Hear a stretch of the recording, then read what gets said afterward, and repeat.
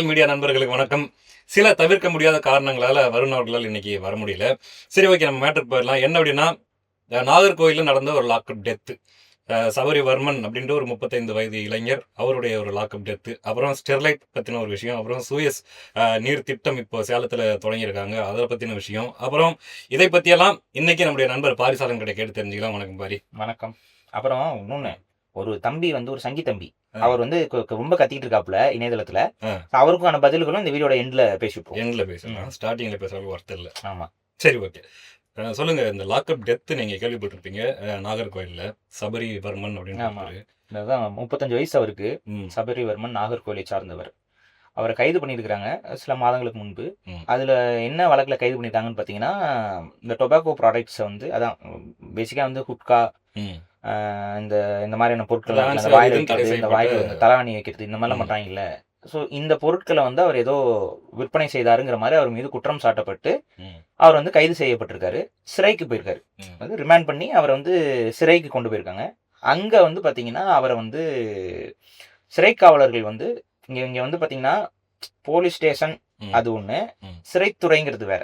இது ரெண்டுக்கும் வேற மினிஸ்ட்ரியே வேற வரும். இவங்க ரெண்டு வெவ்வேறு டிபார்ட்மெண்ட்ஸ். ஸோ இது ரெண்டையும் மட்டும் குழப்பிக்க கூடாது. ஸோ சிறைத்துறை காவலர்களுடைய அமைச்சர் வேற, இங்க இருக்கக்கூடிய பாதுகாப்பு காவலர்களுடைய அமைச்சர் வேற, அமைச்சர்களே வேற வேற. ஸோ சிறைத்துறை அமைச்சர் தான் இதற்கு பொறுப்பு ஏற்கணும். இதுல என்ன அப்படின்னா, நீங்க எப்பவுமே பாத்தீங்கன்னா லாக்அப் டெத் அப்படின்னு நம்ம பார்க்கும் பொழுது அதிகமான லாக்அப் டெத் எங்க நடக்கும்னு பாத்தீங்கன்னா காவல்துறைகள்ல தான் நடக்கும். நம்ம இப்ப நார்மலா இங்க போலீஸ் ஸ்டேஷன்ல ரிமாண்ட் ஆகிறோம்ல, அந்த இடத்துல தான் அங்க காவல்துறை வந்து அவங்க கிட்ட இருந்து வந்து என்ன தப்பு பண்ணீங்க, இதெல்லாம் எழுதி வாங்கணும், அவங்க கையெழுத்து போட வைக்கணும். இந்த இடத்துல கையெழுத்து போடுறதுல தான் அதிகமா பிரச்சனைகளே வரும்.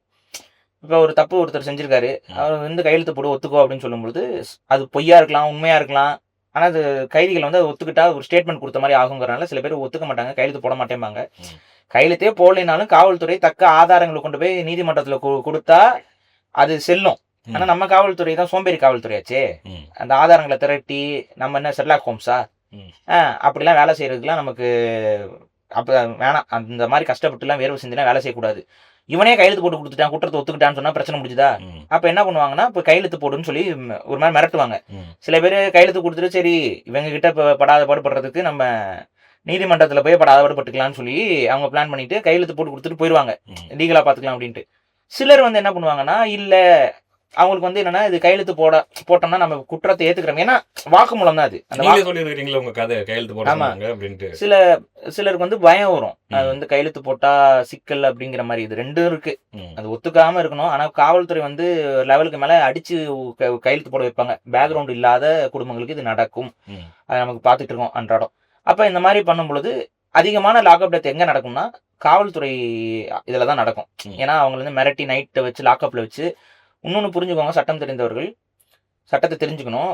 ஒரு நாளைக்கு மேலே உங்களை வந்து எந்த ஒரு விசாரணையின் பேர்லையும் போலீஸ் ஸ்டேஷனில் வச்சிருக்க அனுமதி வந்து காவல்துறைக்கு கிடையவே கிடையாது.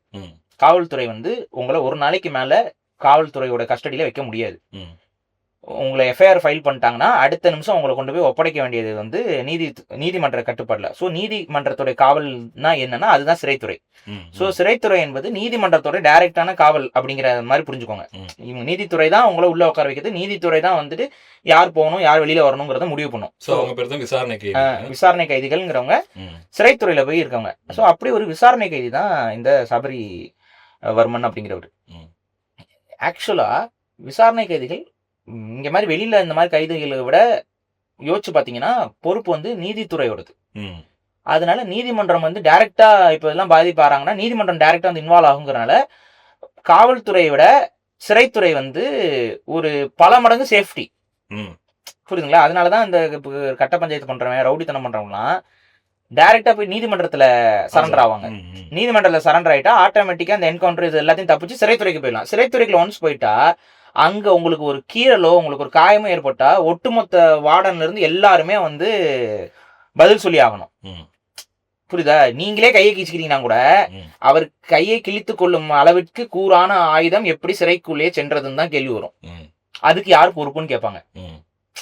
அதனால வந்து நீங்க சிறையெல்லாம் கட்டும் பொழுதெல்லாம் நீங்க பாத்தீங்கன்னா ஒயர்லாம் கையில கிடைக்காத அளவுக்கு ஏறிலாம் போக முடியாது. ஒயரிங்லாம் அவ்வளவு ஹைட்ல தான் போட்டிருப்பாங்க. அதுக்கப்புறம் வந்துட்டு இந்த கிளாஸ் இதெல்லாம் அலௌடு இல்லை, பிளாஸ்டிக்லயே கூரா இருக்க மாதிரியான விஷயங்கள்லாம் அலௌடு இல்லை, பிளாஸ்டிக்கே வந்து உடச்சி கூரா ஆக்கிடுவாங்கங்கிறனால அலோவ் பண்ண மாட்டாங்க. ஸோ எந்த அளவுக்கு நான் சொல்றேன் பாருங்க, நம்ம பல்லு விளக்குறோம், டங் கிளீனர் வேணும்ல, நான்லாம் டங் கிளீனருக்கு உள்ள எடுத்துட்டு போறதுக்கு அவ்வளோ பஞ்சாயத்து இல்லைங்க, முடியாதுங்க அதுன்னு சொல்லல. அப்புறம் வந்து பிளாஸ்டிக்ல ஒரு டங் கிளீனர் இருக்கும்ல, அது வந்து இப்படி உடச்சா உடஞ்சிரும், அந்த அளவுக்கு ஒரு பிளாஸ்டிக் டங் கிளீனர் அதை வாங்கிட்டு வந்து கொடுத்தாங்க. ஸோ இந்த அளவுக்கு வந்து நீங்க ஒரு சின்ன ஒரு டங் கிளீனர் எடுத்துட்டு உள்ள போறது கூட மெட்டல்ல இருக்கக்கூடாது. ஏன்னா அந்த டங் கிளீனரை வந்து தரையில போட்டு அடிச்சு கத்தியா மாத்திர முடியும். புரியுதா? ஸோ இந்த மாதிரிலாம் நடந்திருக்கு சிறையில. சில்வர் தட்டு கிடையாது. சில்வர் தட்டு இருக்குல்ல, சில்வர் தட்டு அலௌட் இல்ல, பிளாஸ்டிக் பிளேட்ஸ் மட்டும்தான். அலுமினியம் இல்லையா? படத்துல எல்லாம் அலுமினியம் தான் அது காட்டுறாங்களே, அது சும்மா நம்ம இதுல அப்படி காட்டணும். அலுமினியம் பிளேட்ஸ் உள்ள அலௌட் இல்ல. ஏன்னா அலுமினியம் பிளேட்ஸை மடக்கி தேய்ச்சி கத்தியா மாத்திடுவாங்க. புரியுதா? இந்த மாதிரிலாம் நடந்து கொலையெல்லாம் நடந்திருக்கு உள்ள. ஸோ இது எல்லாத்தையும் அவங்க அலோவ் பண்ண மாட்டாங்க. இந்த அளவுக்கு வந்துட்டு பாதுகாப்பா தான் இருக்கும். இப்ப இந்த இடத்துலயே இப்படி ஒரு பிரச்சனை. இப்போ புரியுதா? இந்த இடத்துல இருந்து ஒருத்தரோட உயிர் போறதுங்கிறது வந்து ரொம்ப ரேரா நடக்கிற இன்சிடென்ட். இது லாக்அப் டெத்துன்னு நம்ம ஒரு 19 சொன்னாலும் சிறைத்துறை காவலர்கள்கிட்ட இந்த லாக்அப் டெத்துங்கிறதுலாம் ரொம்ப வியப்பா இருக்கு. இதெல்லாம் உடனடியாக தமிழக முதலமைச்சர் இதுல என்ன நடக்குது என்ன ஏதுன்னு கொஞ்சம் ஆய்வு பண்ணணும். ஏன்னா சிறைத்துறை காவலர்கள் இதை செய்யறதுக்கான வாய்ப்புகள் ரொம்ப கம்மி. அப்படி இருந்து இதை அவங்க பண்ணிருக்காங்க அப்படின்னா வேற ஏதாவது மோட்டிவ் இருக்கா, பர்சனல் வெஞ்சன்ஸ், பர்சனல் மோட்டிவ்ஸ் இருக்காங்கிறதையும் விசாரிக்கணும்.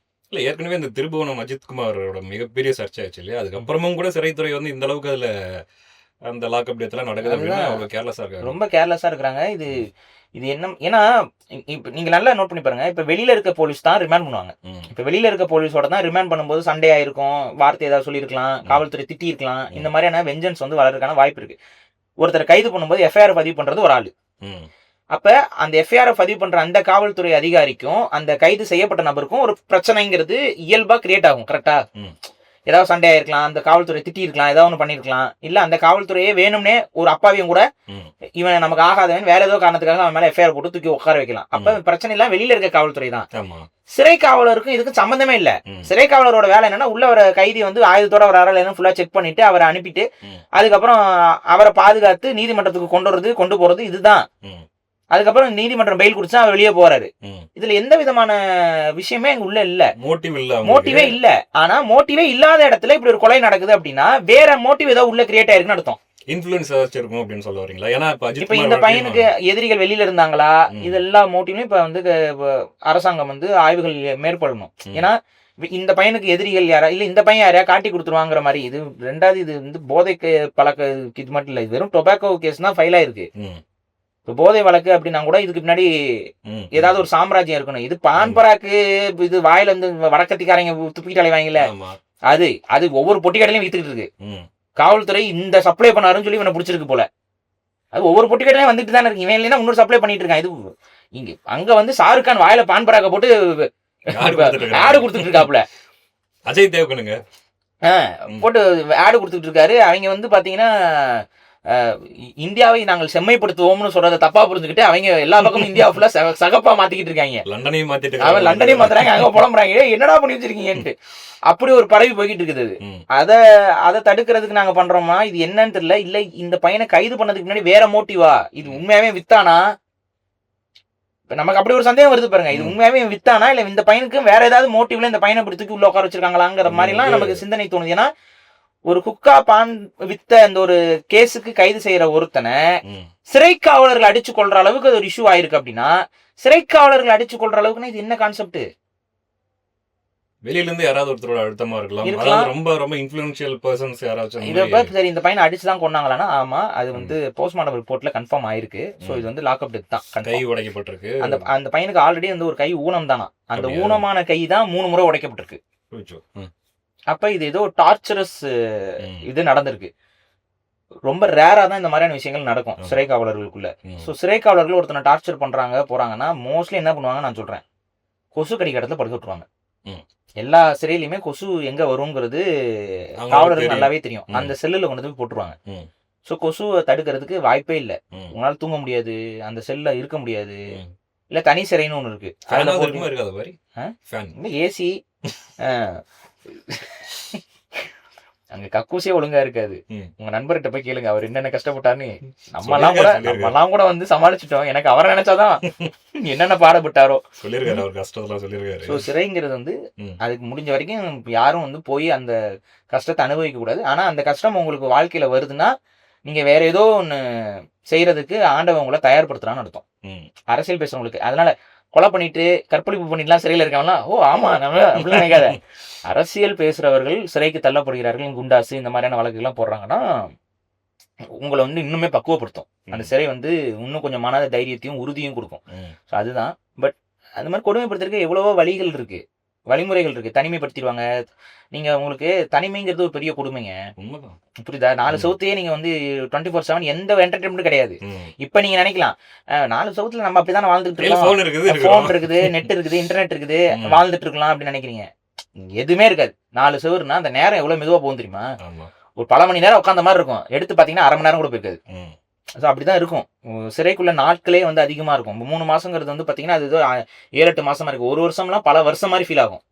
ஸோ சிறை வந்து அப்படிதான் இருக்கும். அந்த சிறையில இவ்வளவு பாதுகாப்பு இல்லாம ஒரு சூழலுங்கிறது வியப்பா இருக்கு. தமிழக அரசு உடனடியாக இதுக்கு நடவடிக்கை எடுத்து இந்த குற்றத்தை செய்த காவலாளிகள் யார் யாரு, என்ன நோக்கம், அவ எல்லாருக்குமே தக்க தண்டனை என்பது வழங்கப்பட வேண்டும். இதுதான் நம்ம வைக்கிறோம். அப்போ இதுக்கு முன்னாடி திமுக ஆட்சியில இந்த மாதிரி நிறைய கிட்டத்தட்ட 35 பக்கம் லாக்அப் டெத்ஸ் நடந்துச்சு. இல்ல நம்ம இன்னொரு விளக்கம் கொடுக்கறது என்னன்னா, ம். இந்த லாக்அப் டெத் இது எல்லாத்தையும் அவாய்ட் பண்ணணும்னா போலீஸ் டிபார்ட்மெண்ட்ல ரிஃபார்ம் வந்து கட்டாயம் வேணும். அது இல்லாம இருக்கிற வரைக்கும் திமுகவும் சரி, டிவிகேவும் சரி, நாளைக்கு வேற எந்த கட்சி ஆட்சிக்கு வந்தாலும் சரி, இந்த ரிஃபார்ம் நடக்கல அப்படின்னா ம். மெயினா வந்து சைக்கோபேத்ஸா மாறி இருக்காங்க நிறைய காவலர்கள். ம். இதெல்லாம் சரி செய்யணும். ம். அவங்களுக்குலாம் வந்து ஒரு மாதிரி ஈகோயிஸ்டிக்கா மைண்டுக்குள்ள அப்படியே ஒரு மாதிரி ஏறி பிரிட்டிஷ்காரன் காலகட்டத்துல காவல்துறைக்கு என்ன பயிற்சிகள், என்ன மாதிரியான ட்ரைனிங்லாம் கொடுத்து சக மக்களை அடிச்சு காலி பண்றதுக்கு அவன் கொடுத்தானோ அதே ட்ரைனிங் அப்படியே இங்க ஃபாலோ பண்றோம். அவன் வெள்ளைக்காரன் நம்ம சக இந்தியர்களை அடிக்கிறதுக்கு என்னென்ன மாதிரி டெக்னிக், என்ன மாதிரி உளவியல்லாம் சொல்லி கொடுத்தானோ அதே உளவியல்லாம் அப்படியே சொல்லி கொடுத்துட்டு இருந்தா ம். அப்ப இங்க இருக்க காவலர்கள் எப்படி இருப்பாங்க? அவங்க மக்களை வந்து அன்போடையோ இல்ல வந்து ஒரு ஒரு சிந்தனையோடையோ ம். கேட்கும்போது மட்டும் பதில் சொல்லுவாங்க. சிறை என்பது நம்ம இந்தியன் லாவே வந்து பாத்தீங்கன்னா வந்துட்டு பனிஷ்மெண்ட்டுக்காக கொடுக்கறது இல்ல, அவங்கள வந்து சரி செய்யறதுக்கான ஒரு இடமா தான் சிறை வந்து இங்க உருவாக்கப்பட்டிருக்குலாம் சொல்லும் போதெல்லாம் அப்படி தேன் வந்து காதுல பாயும். சிறுவர் சீர்திருத்த பள்ளி மாதிரி அது பெரியவர்கள் சீர்திருத்த பள்ளி. அப்படிங்கிற மாதிரி தான் சொல்லுவாங்க. ம். ஆனா ரியாலிட்டி அது கிடையாது. சிறைக்குள்ள போனீங்கன்னா தப்பானவங்கள் சிறைக்குள்ள போனாங்கன்னா இன்னும் தப்பானவனா வருவான். தப்பான பழக்கங்கள் ஏற்படும். ம். ம். சிறை காவலர்கள் ஒரு சில பேர் உங்களுக்கு உங்க மேல அக்கறையில இருக்கவங்க சில பேர் வந்து பேசினாங்கன்னா என்ன தெரியுமா சொல்லுவாங்க?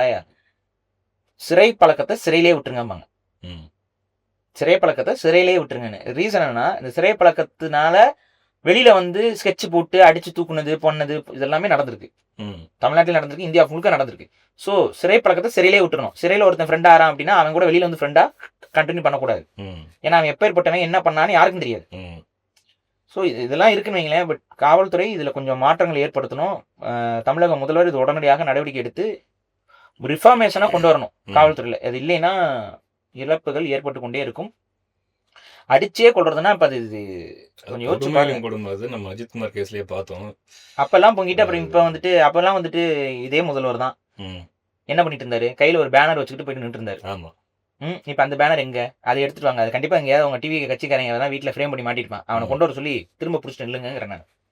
சிஎம் சார் இப்ப பேனர் பிடிக்கிற இடத்துல இல்ல, அவரு நடவடிக்கை எடுக்கிற இடத்துல இருக்காரு. பார்க்கலாம் என்ன நடவடிக்கை பண்றாரு. எடுக்கணும். ஆனா நிச்சயமா இது உறுதியா நடவடிக்கை எடுக்க வேண்டிய விஷயம். ஏன்னா ஒரு உயிர் அந்த அளவுக்கு கொடுமைப்படுத்தி கொல்றதுங்கிறது சாதாரண விஷயம் கிடையாது. சரி பார்ப்போம் என்ன பண்றாங்கன்ட்டு. அடுத்து பாரி ஸ்டெர்லைட் இப்ப மறுபடியும் திறக்கணும் அப்படிங்கிற மாதிரி பேச்சுவார்த்தைகள் போயிட்டு இருக்கு. ரீசெண்டா கூட பார்த்து நம்ம சவுக்கு சங்கர் இருக்காரு இல்லைங்களா, அவர் கூட பேசியிருந்தார். என்ன அப்படின்னா மாவோயிஸ்டுகள் தான் வந்து அதை தடுத்து நிறுத்தி இருக்காங்க ஸ்டெர்லைட். ஆக்சுவலா ஸ்டெர்லைட் ரொம்ப எவ்வளவு நல்ல விஷயம் தெரியுமாங்க, அது உடனே திறக்கணும்ன்ற மாதிரி அவரும் பேசியிருக்காரு. காலையில ஸ்டெர்லைட் தான் சாப்பிட்டாரா இல்ல ஸ்டெர்லைட் கொடுத்த காசுல சாப்பிட்டாரான்னு தெரியல நமக்கு. அது தெரியல. நான் கூட சரி அருண் ஐஸ்கிரீம் கடையில ஆர்டர் பண்ணி தான் வாங்கி ஆடிட்டு இருந்தாருன்னு நினைச்சேன். இப்பதான் புரியுது டெலிவரி அனுப்புனதே ஸ்டெர்லைட் தான் போலியே. ஆமா அருணேஷ் வாங்கிட்டு அந்த டான்ஸ் எல்லாம் பாத்தீங்களா? பார்த்தேன் பார்க்காம இருக்க முடியும், வேற வழி. பார்த்துட்டு டான்ஸ் ஆடிட்டு அருணேஷ் கலாம் சாப்பிட்டு ரொம்ப என்ஜாய், மனுஷன் செம்ம ஜாலியா இருக்காப்ல. இந்த அருண் ஐபிஎஸ் அவர்களை ஸ்டெர்லைட் பிரச்சனை ஆரம்பத்துல வந்தப்பவே சவுக்கு சங்கருடைய நிலைப்பாடுகள் பல விதமாக மாறி மாறி மாறி மாறி இருந்தது. நானே விமர்சிச்சிருப்பேன். நம்ம மாதேஷ் தான் அந்த இன்டர்வியூ எடுத்துட்டு பாப்புல. உங்களுக்கு தெரியும் அது ஒரு ஃபேமஸான ஒரு கொஞ்சம் வைரல் ஆச்சு அந்த வீடியோ. வந்துட்டு சரிங்க சவுக்கு சங்கர் வந்து இப்ப காவல்துறைக்கு ஆதரவா செயல்பட்டு இருக்காரா, எதிராக செயல்பட்டு இருக்காரான்னு சொல்லி ஒவ்வொரு இன்ஸ்டன்டா கேட்டு அவர் மாதேஷ் கூட என்ன சொல்லுவாரு, சரி அவர் காவல்துறைக்கே போட்டுக்கோங்க அப்படின்னு சொல்லி ஆமா ஆமா ஆமா பாயிண்ட்ஸ் எல்லாம் எடுத்து கொடுத்துட்டு ஆமா கடைசியில இத்தனை இதுலயும் வந்துட்டு முழுக்க முழுக்க வந்துட்டு சவுக்கு சங்கர் காவல்துறைக்கு சாதகமா செயல்பட்டு இருக்காரு. அப்ப நான் சொல்லியிருப்பேன், ஸ்டெர்லைட் இதுக்குமே அப்பவே அவர் ஆதரவான கருத்துக்களை பதிவு செய்தார். இறக்கும் போது அப்படியே ஆவேசமா பேசுற மாதிரி பேசிவிட்டு அடுத்த கொஞ்ச நாள்லயே வந்துட்டு அப்படியே அண்டர் பெல்ட் அடிச்சு காவல்துறை சொல்ற அதே ஸ்டேட்மெண்ட்ஸை மக்களுக்கு மீது பழியை போட்டு பேச ஆரம்பிச்சார். இதுதான் சவுக்கு சங்கர்ங்கிறது நமக்கு முன்பே தெரியும். சவுக்கு சங்கர் வந்து காவல்துறை அதிகாரிகளை ஒரு 4-5 பேரை மிரட்டிக்கிட்டு போறது எல்லாமே அவருடைய பர்சனல் வெஞ்சன்ஸ் தான்.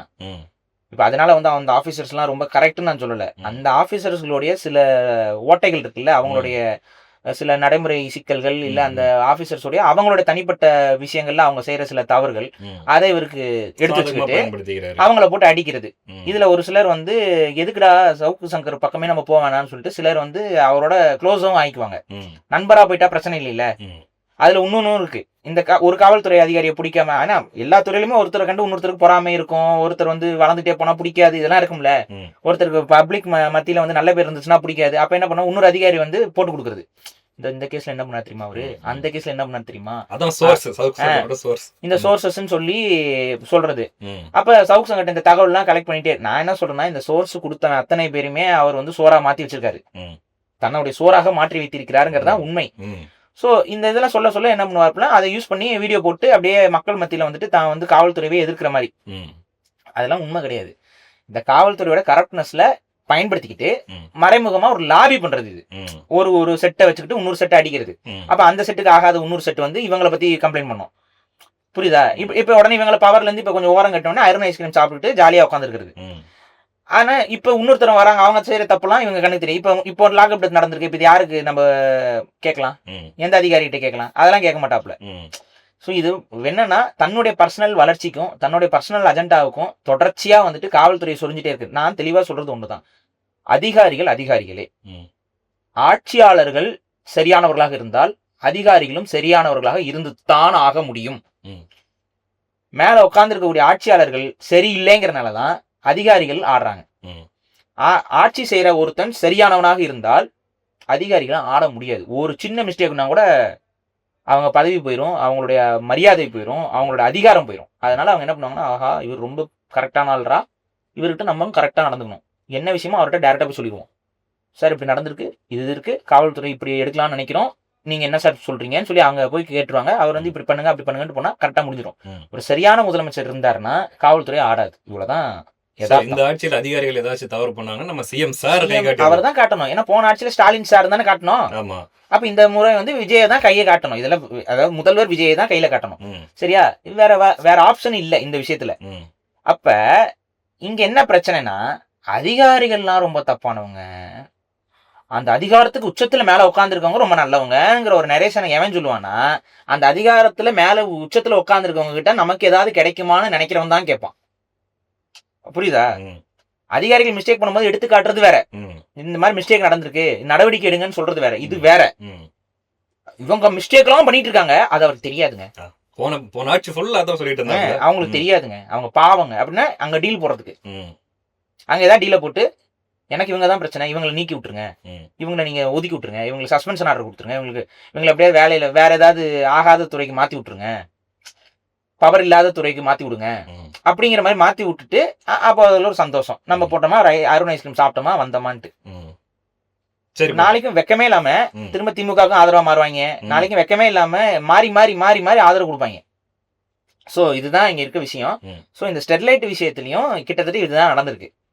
நம்ம ஆரம்பத்திலே சொன்னோம், ஸ்டெர்லைட் நிறுவனம் நேம் லிஸ்ட்டை ப்ரொடியூஸ் பண்ணிருக்கு காவல்துறைக்கு. காவல்துறையில இருக்கக்கூடிய சில அதிகாரிகள் தன் கையில் வைத்துக்கொண்டு ஒரு குறிப்பிட்ட நேம் லிஸ்ட்டை கொடுத்து, இந்த நேம்ல இருக்கிறவங்களாம் தான் இந்த ஸ்டெர்லைட் நிறுவனத்துக்கு எதிராக செயல்படுறாங்க, இவங்களை அடிங்கன்னு சொல்லி கொடுத்துருக்காங்க. இதைத்தான் நான் ஆரம்பத்தில் சொன்னேன், இன்னைக்கு நான் தான் சொல்றேன். ஸோ இது திட்டமிட்ட படுகொலை. இதை மக்களை ப்ரிவென்டிவ் மெஷருக்காகலாம் சுடல. ப்ரிவென்டிவ் மெஷருக்காக மக்களை சுட மாட்டாங்க, கண்ணீர் புகை குண்டுகளை தான் வீசுவாங்க. ஒரு கலவரம் வருதுன்னா கூட கண்ணீர் புகை கொண்டு பயன்படுத்தணும், நான் லீத்தல் வெப்பன்ஸை தான் பயன்படுத்தணும். லத்தி சார்ஜ் பண்ணுங்க, இது பண்ணுங்க, இது வேற. லத்தி சார்ஜ்ல மண்டை உடஞ்சிருச்சு, இது உடஞ்சிருச்சுங்கிறதெல்லாம் நீங்க சமாளிக்கலாம். நீங்க ஓப்பனாவே ஸ்டாண்ட் பொசிஷன் எடுத்து வண்டிக்கு மேல ஏறி எய்ம் எடுத்து சுட்டுவிட்டு, நீ என்ன ரேண்டமா சுட்டியா? ரேண்டமா சுட்டியா வானத்தை பத்தில சுடணும். வாயில சுட்டுருக்காங்களே. வாயில சுட்டிருக்கிற, காலில் சுட்டிருக்கிற, நெஞ்சில சுட்டிருக்கிற, எத்தனை பேர் கொன்னு கொலையாளிகள். இந்த கொலைகார கூட்டம் அவங்க கொலை தான் பண்ணாங்கன்னு சொல்லி எல்லா ஆணையமும் இன்னைக்கு வந்து அப்ரூவும் பண்ணி வச்சிருக்கு. இப்படி இருக்கும் பொழுது இப்ப என்ன இந்த நிறுவனத்துக்கும் இந்த காவல்துறையோட இந்த அடாவடித்தனத்துக்கும் தொடர்பில்லைன்னு பேசுறது எவ்வளவு பெரிய அயக்கத்தனம். தொடர்பில்லைன்னு சொல்ல முடியுமா? சொல்ல முடியாது. நான் தான் சொல்றேன், அவன் தானே நேம் லிஸ்டே கொடுத்தான். அந்த நிறுவனத்தை மூடுறது, நான் அதனாலதான் தலைவரா அடிச்சுக்கிட்டேன். அந்த நிறுவனத்தை உடைச்சு எறியணும், அந்த நிறுவனத்தை டிமாலிஷ் பண்றதுதான் கரெக்ட். அதை வச்சுக்கிட்டே இருந்தீங்கன்னா திரும்ப திறக்கணும்னு அவன் ஏதாவது ஒண்ணு பண்ணிக்கிட்டே இருப்பான். அப்படி நமக்கு செவி வழி வந்த செய்தி என்னன்னா, யூடியூப்ல அதுக்கப்புறம் சமூக வலைதளங்கள்ல இந்த ஸ்டெர்லைட் காப்பர் மட்டும் இல்லைன்னா இப்ப இந்தியா வல்லரசு ஆக முடியாது. இந்தியா வல்லரசு ஆகணும்னா இந்த ஸ்டெர்லைட் காப்பர் இது வரணும். ஏன்னா இந்த காப்பர் தான் வந்து நமக்கு தட்டெல்லாம் செஞ்சு கொடுப்பாங்க, இந்த காப்பர் தட்டெல்லாம் செஞ்சு கொடுப்பாங்க. அந்த தட்டில் தான் நம்ம போய் உலக நாடுகள்ட்ட எல்லாம் காசு வாங்க முடியும். அதனால இந்தியா வல்லரசு ஆகணும்னா இந்த காப்பர் பிளேட்ஸ் நமக்கு தேவை அப்படின்னு சொல்லிட்டு, காப்பர் பிளேட்ஸ்னா நம்ம அந்த காப்பர் பிளேட்ஸ் பட்டைகள் கிடையாது, இது வேற. இந்த காப்பர்லாம் நமக்கு தேவைன்னு சொல்லிட்டு இப்ப கிளம்புறதுக்கு, அதை பேசுறதுக்கு, அதுக்கு சப்போர்ட் பண்ணி பேசுறதுக்கு ஒரு குரூப் இறக்குறாங்க. அந்த டைம்ல மக்கள் மேல குறை சொல்லணும்ல, அது யாராவது ஒரு மானம் கெட்டவனை பிடிச்சி மக்களை திட்டுறா அப்படின்னு சொல்றது, அது எந்த ஒரு மானமும் இல்லாத, ரோசமும் இல்லாத, எந்த ஒரு நியாய சிந்தனையும் இல்லாத அயோக்கியன் கிட்ட காசை கொடுத்து நீ வந்து மக்களை திட்டுறான்னு சொல்லி அவனோ ஏவி விட்டுருக்கான் போல. அதுக்கு சிறந்த ஒரு ஒரு அந்த வேலையை என்ன தவிர வேற யாரும் கச்சிதமா செஞ்சு முடிக்க முடியாது அப்படின்னு சொல்லிட்டு இறங்கி மாவோயிஸ்டுகள். இவரே மாவோயிஸ்டுக்கு சப்போர்ட் எல்லாம் பேசியிருக்காருன்ற மாதிரி ஒருத்தர் சொன்னாரு. இன்னொரு எனக்கு ஒரு நண்பர் சொன்னாரு, எந்த நண்பர்லாம் கேட்காதீங்க, ஒரு நண்பர் சொன்னாரு, அதாவது ஸ்டெர்லைட்ல இருந்து வரக்கூடிய கழிவுகள்லாம் அந்த அளவுக்கு வெளியே வந்து அதனால பாதிப்புலாம் வரதில்லை. ஏன்னா ரொம்ப உயரமா அவங்க சிவர் இருக்காங்க, அதுக்கு பின்னாடி ஒரு ஃபேக்டரி ஒன்று இருக்கு, அந்த ஃபேக்டரியில இருந்து வர கழிவுகளால தான் மக்களுக்கு வந்து இந்த மாதிரி நோய், இந்த பாதிப்புலாம் வருது. அந்த ஃபேக்டரி யாரோட ஃபேக்டரினா வைகுண்டராஜன் அவர்களுடைய ஃபேக்டரி அப்படின்ட்டு எனக்கு ஒரு நண்பர் சொன்னார். அப்ப அந்த ஃபேக்டரினா சேர்த்து முடுவோம், இதுதானே நம்ம சொல்லணும். இப்ப இந்த ஃபேக்டரியில இருந்து பிரச்சனை வருது, அந்த ஃபேக்டரி சேர்த்து முடியும். இன்னொன்னு மக்களுக்கு வந்து தெளிவா சொன்னாங்க, ஸ்டெர்லைட் காப்பர்ல வந்துட்டு ஸ்மெல்லு, புகை, இது ரெண்டுமே தான் காரணம்னு சொன்னாங்க. அது போக நீர் சார்ந்த கழிவுகள், இதுவும் காரணம். இந்த புகை வந்து செவத்தை தாண்டி வராதா? தாண்டி வருமே. அப்புறம் என்னங்கடா பேசிட்டு இருக்கீங்க? அதாவது நான் சொன்னேன்ல, உங்க நண்பர்னு சொல்றீங்கல்ல, சொல்ல முடியாது. அக்ரிமெண்ட் அங்கேயும் போயிருச்சா என்னமோ தெரியல. இல்ல, எனக்கு தெரிஞ்சு இல்ல. இல்லையா? ரொம்ப கஷ்டத்துல இருக்காப்ல. சோ இவ்வளவுதான் விஷயம். இது வந்து அயோக்கியத்தனம். அந்த மக்களை கொன்னது வந்து வேணும்னே இந்த மாதிரி போராட்டங்கள்லாம் செஞ்சு ஒரு தொழிற்சாலைக்கு எதிராக மக்கள் கிளர்ச்சி எல்லாம் செஞ்சு அதுல வெற்றி பெறக்கூடாது. ஒட்டுமொத்த ஊரும் ஒன்னா சேர்ந்து வந்து வெற்றி பெற்றாங்கன்னா என்ன பண்றது? அப்ப இங்க வந்து இண்டஸ்ட்ரியும் இங்க இருக்க வியாபாரிகளாலையும் வியாபாரம் செய்ய முடியாது, மக்களை ஏமாற்ற முடியாது. அப்ப ஒரு அளவுக்கு மேல பயத்தை ஏற்படுத்துவோம். அந்த பயத்தை ஏற்படுத்திட்டா மக்கள் வந்து இனிமேல் போராட்டத்துக்குலாம் ஒன்னா சேர்ந்து வரமாட்டாங்க. துப்பாக்கி சூடு நடந்தா என்ன பண்றதுன்னு பயத்திலே நிறைய பேர் வரமாட்டாங்க, ஆர்கனைஸ் ஆக மாட்டாங்க. அப்ப அடிச்சு கொல்லுன்னு சொல்லி பிளான் பண்ணி தான் இந்த எக்ஸிகியூஷன் நடந்திருக்கு. இதை நம்ம மறுக்கவே முடியாது. இன்னொரு தகவல் எனக்கு கிடைச்சி, அதையும் சொல்லிடுறேன். இந்த மாதிரி வந்து போராடுறாங்க இல்லைங்களா, இந்த ஸ்டெர்லைட்டுக்கு எதிராக போராடினாங்க, அதே மாதிரி இது நம்ம அணு உலைக்கு எதிராக போராடினார், யார் ஒரு பேரு, உதயகுமார் போராடினார் இல்லையா. இவங்கெல்லாம் யாருன்னா வெளிநாடுகள், குறிப்பா ரஷ்யா போன்ற நாடுகள் அல்லது அமெரிக்கா போன்ற நாடுகள் மூலமாக இவங்களை வந்து போராட்டத்துக்கு தூண்டி விடுறது. ஏன் அப்படின்னா, இந்த மாதிரியான விஷயங்கள்லாம் வந்துருச்சுன்னா இந்தியா வந்து வளர்ந்துரும், அதனால வளர்ந்துருச்சுன்னா அது நமக்கு போட்டியான ஒரு நாடா வந்துடும் அப்படின்றதுக்காக வெளிநாடுகளோட ஃபண்டிங்ல தான் இந்த மாதிரியான போராட்டங்களே நடக்குது அப்படிங்கிற மாதிரியும் ஒரு தியரி சொல்றாங்க. இது என்ன நோக்கம்னா, பேசிக்கா நம்ம நாட்டுக்கு எது சரி எது தப்புங்கிறத நம்ம தான் முடிவு பண்ணணும். நீ வைக்கக்கூடிய எல்லா நிறுவனமே வெளிநாட்டு நிறுவனம் தான். வெளிநாட்டு நிறுவனங்கள் வந்து இங்க உள்ள வரதுனால நமக்கு நன்மைன்னு நீ பேசுறது எவ்வளவு ஒரு முட்டாள்தனம் முதல்ல. ஏன்னா அந்த வெளிநாட்டு நிறுவனம் ஏன் அவன் நாட்டுல இல்ல, அவன் நாட்டுக்கு நன்மை செய்யாம உன் நாட்டுக்கு ஏன் வந்து நன்மை செய்ய போறான்? இதை யோசிச்சியா இன்னைக்கு? ஸ்டெர்லைட் காப்பர்ல இருந்து எல்லாமே வெளிநாட்டு. இப்ப ஸ்டெர்லைட் காப்பர் வந்து வேதாந்தா வந்து வெளிநாட்டு கம்பெனி தான். அவன் வந்து ஓனர் வந்து இந்தியனாவே இருந்தாலும் அவன் எந்த நாட்டு சிட்டிசன்? அவன் லண்டனுடைய சிட்டிசன், பிரிட்டன். அவங்க வேதாந்தாங்கிற நிறுவனம். இந்த வேதாந்தாவோட எல்லா பிசினஸ் இதெல்லாம் உலகளாவியது. அவன் இங்க இருந்து காப்பர் எடுத்து நம்ம ஊருக்கு மட்டும் விக்கல, அவன் உலகம் முழுக்க தான் ஏற்றுமதி பண்ணிட்டு இருக்கான். சோ உன்னுடைய வளங்களை சொல்றான், அதனால ஏற்படக்கூடிய நெகட்டிவ் எல்லாத்தையும் சமக்க போறது நீ. நான் என்ன சொல்றேன், ஏன் அந்த ஸ்டெர்லைட் காப்பரை வந்து அரசுரிமையாக்க? இது அதை விட நல்லது தானே. ஏன் அவங்க காசு போட்டிருக்கான், அவன் இன்வெஸ்ட் பண்ணிருக்கான், அது போய் கவர்மெண்ட் எப்படிங்க கொடுப்போம்? எவ்வளவு காசு இன்வெஸ்ட் பண்ண முடியும், அந்த காசு கொடுத்து அரசு எடுத்துக்கிட்டோம். எவ்வளவு காசு இன்வெஸ்ட் பண்ணி இந்த தெரியுமில்ல கவர்மெண்ட்டுக்கு, அந்த காசு கொடுத்து அரசாங்கம் எடுத்து நடத்தட்டும். அதுலதான் லாபம் வர தொழிலாச்சே. தண்ணியே கொடுக்க மாட்டேங்குது அரசு, நீங்க காப்பருக்கு போயிட்டீங்க. சரி சொல்லுங்க. ஸோ புரியுதா? ம், ஸோ இவங்க நோக்கம் என்னன்னா, நம்ம நாட்டை ம், வாடகைக்கு விட்டு பொழப்பு நடத்துறாங்க. ம், இவ்வளவுதான் விஷயம். ம், இதை கொச்சையா சொன்னா வேற மாதிரி சொல்லலாம். ம். பட் உங்களுக்கு புரியும்ல, ஒரு புரியுது, புரோக்கர் புரியுது. வேலை. அப்ப இவங்க என்னன்னா, முழுக்க முழுக்க இந்த நாட்டுடைய வளங்களையும் இந்த நாட்டுடைய மக்கள் வளமும், அது ஹியூமன் ரிசோர்ஸும் ரிசோர்ஸ் தான், ம். இது எல்லாத்தையும் அடுத்தவனுக்கு தாரவார்த்து கொடுத்து அதன் மூலமா பன்னாட்டு நிறுவனங்களுக்கு புரோக்கரேஜ். இந்த புரோக்கரேஜ்ல யாருக்கு பயன்னா கரப்ட் பொலிட்டீஷியன்ஸுக்கு பயன். ஏன்னா அவனுக்கு இதுல கமிஷன் வந்துடும். ம், இப்ப இந்த ஸ்டெர்லைட் காப்பரை வந்து நிலைநிறுத்தணும்னு துடிக்கிறவங்களாம் யாரா இருப்பான்னு பாத்தீங்கன்னா அரசியல்வாதிகளா தான் இருப்பாங்க. ம். மறைமுகமா பேக்ரவுண்ட்ல அவங்களுக்கு என்னன்னா இதுல ஒரு கமிஷன் வரும். 1 கோடி வந்தாலும் 2 கோடி வந்தாலும் கோடி தானே அது. ம், சும்மா எவனா கொடுப்பான், கொடுக்குறானே. ஒண்ணும் இல்ல, தண்டுக்காதீங்க, ம். போராடாதீங்க, ம். பேசாதீங்க, இதுக்கு காசுங்க. ம். அப்ப உடனே என்னன்னா வாங்கிட்டு தான் பேசுவாங்க. சில பேர் வாடகை வாங்கினுங்க. அதுதான் நடக்குது. கேள்விப்பட்டேன் இடையில ஒரு அரசியல்வாதி, ம். நல்லா நான் முகமறிந்த நல்லா எல்லாருக்கும் தெரிஞ்ச ஒரு அரசியல்வாதி தான் ஸ்டெர்லைட் நிறுவனத்துக்கிட்ட இருந்து ம். ஒரு தொகை அதை வாங்கி சில பேர்த்துக்கிட்ட கொடுத்த மாதிரி நான் கேள்விப்பட்டேன். இதுதான் நடக்கும். அதுக்கு ஆதரவா பேசுறதுக்காக. ஆமா, இதுதான் நடக்கும். ம். இதுதான் பண்ணிட்டு இருக்காங்க. ஸோ இந்த ஸ்டெர்லைட் நிறுவனத்தை பொறுத்த வரைக்கும் நம்ம அதுக்கு நேர் எதிராக தான் நிக்கணும். ம். நீங்களாம் சொல்றாங்கல்ல இந்த மாதிரி பன்னாட்டு பணங்கள் வந்து அதுக்கு எதிராக பேசுபவர்களுக்கெல்லாம் கொடுக்கப்படுது அப்படின்னு. சரி, அப்படி கொடுக்கப்படுதுங்கல்ல, அவங்கெல்லாம் எவ்வளவு சொத்து வச்சிருக்காங்க, அவங்களுடைய செலவுகள் என்ன, இது எல்லாத்தையும் கவர்மெண்ட்னால எடுத்து நோண்ட முடியாதா? இது ஒரு தேச துரோகம் தானே. ம். ஸோ பேசிக்கா ஆமா, ஒரு ஆமா. ஒரு நிறுவனம் இருக்கு, அந்த நிறுவனத்தை அழிக்கணுங்கிறதுக்காக இந்திய இறையாண்மைக்கு எதிராக வெளியில இருந்து ஒருத்தன் கொடுக்குற காசை வாங்கிக்கிட்டு ஒருத்தன் பேசுறான் அப்படின்னா அது வந்து ஆக்சுவலா தேச துரோகம். ம். இப்படி தேச துரோகத்துல எத்தனை பேர் கைது பண்ணிருக்க நீ? ம். அப்ப அதை கைது பண்ணேன்னா உன் நாட்டுல எந்த அளவுக்கு சட்ட ஒழுங்கு சீர்கட்டு இருக்கும்னு நான் கேட்கிறேன். நியாயமான கேள்வி. ம். ஒரு பேங்க் டிரான்ஸ்ஃபர் ஆயிருக்கும்ல, ம். அந்த பேங்க் டிரான்ஸ்ஃபர் எடுத்து இவங்க ஏதாவது சொத்து வாங்கியிருப்பாங்க, பொருளாதாரத்துல ஏதாவது வாங்கியிருப்பாங்க, ஏதோ ஒரு காரோ ஒரு வீடோ ஏதோ ஒன்று வாங்கியிருப்பாங்கல்ல. ம். காட்டு. இல்ல ஹவாலாவா வந்துச்சுன்னா ஆ. மடக்கி பிடிக்க வேண்டியது. ஹவாலா பணம் வந்துச்சுன்னா ஏங்க ஒருத்தருடைய ஒரு நார்மலான வருமான சோர்ஸுக்கு மீறி ம். வருமானம் ஒருத்தர்கிட்ட இருக்குன்னா ம். கணக்கு கேட்க வேண்டியது இந்திய அரசுடைய கடமை தானே. ம். இன்கம் டேக்ஸ்ல இருந்து எல்லாருமே அதானே கேக்குறீங்க. அது மாதிரி கண்டுபிடிக்க முடியாதா? இவருக்கு வந்து சம்பந்தமே இல்லாம திடீர்னு இவ்வளவு பெரிய காசு எப்படி வந்துச்சு இவருக்குன்னு கண்டுபிடிச்சிட முடியாதா? ம். எங்கனாலே கண்டுபிடிக்க முடியும். ம். எங்கனாலே கண்டுபிடிக்க முடியும். உங்களால கண்டுபிடிக்க முடியாதா? ம். வாய் கூசாம இப்படி பேசுறது இதெல்லாம் எதுக்குன்னா, எப்படியாவது வளத்தை திருடணும், ம். எப்படியாவது வந்து மக்களை நாசம் பண்ணி வாழணும். இதனால எந்த பயனும் நமக்கு கிடையாது. நான் என்ன சொல்றேன்னா, ஒரு காப்பர் எடுக்கிறதுக்கு வெளிநாட்டு கம்பெனிக்காரன் தான் வந்து உன் நாட்டுல காப்பர் எடுக்கணுமா? நீயே எடு டைரக்டா. ம். ஏன்னா நீ எடுக்கும் போது உன் நாட்டு தேவைக்கு நீ எடுப்ப, ம். வியாபாரம் பட்டு எடுக்க மாட்டேன். ம். ஸோ முடிஞ்ச வரைக்கும் மக்களுக்கு ஹார்ம் இல்லாத டெக்னாலஜியை பயன்படுத்துவேன். ம். எது கம்மி விலையோ அதை பார்க்க மாட்டேன். ம். ஆனா இவன் என்ன பண்ணுவான், அவனுக்கு லாபம் முக்கியம். ம். அப்ப எவ்வளவுக்கு எவ்வளவு லாபம் வேணுமோ அதுக்கு தகுந்த மாதிரி என்ன கெமிக்கல்ஸ் போடணும், என்ன மாதிரி ஹார்ஷான டெக்னிக்கை பயன்படுத்தணும். ரெண்டாவது, இந்த நாடு மக்களும் நாசமா போனா அவனுக்கு எந்த கவலையும் கிடையாது. இன்னைக்கு கொஞ்ச நாளைக்கு இங்க இருப்பான், இங்க இல்லைன்னா அடுத்து வேற எங்கேயா போய் கம்பெனியை ஸ்டார்ட் பண்ணுவான். கரெக்டா? Correct தான். ஸோ இப்படிதான் நீங்க பார்க்கணும். ம். இது முழுக்க முழுக்க அவ்வளவு முக்கியம்னு நினைச்சா நான் என்ன சொல்றேன், ஸ்டெர்லைட் காப்பர் நிறுவனத்தை வந்து அரசுடைமையாக்கிரு. ம்.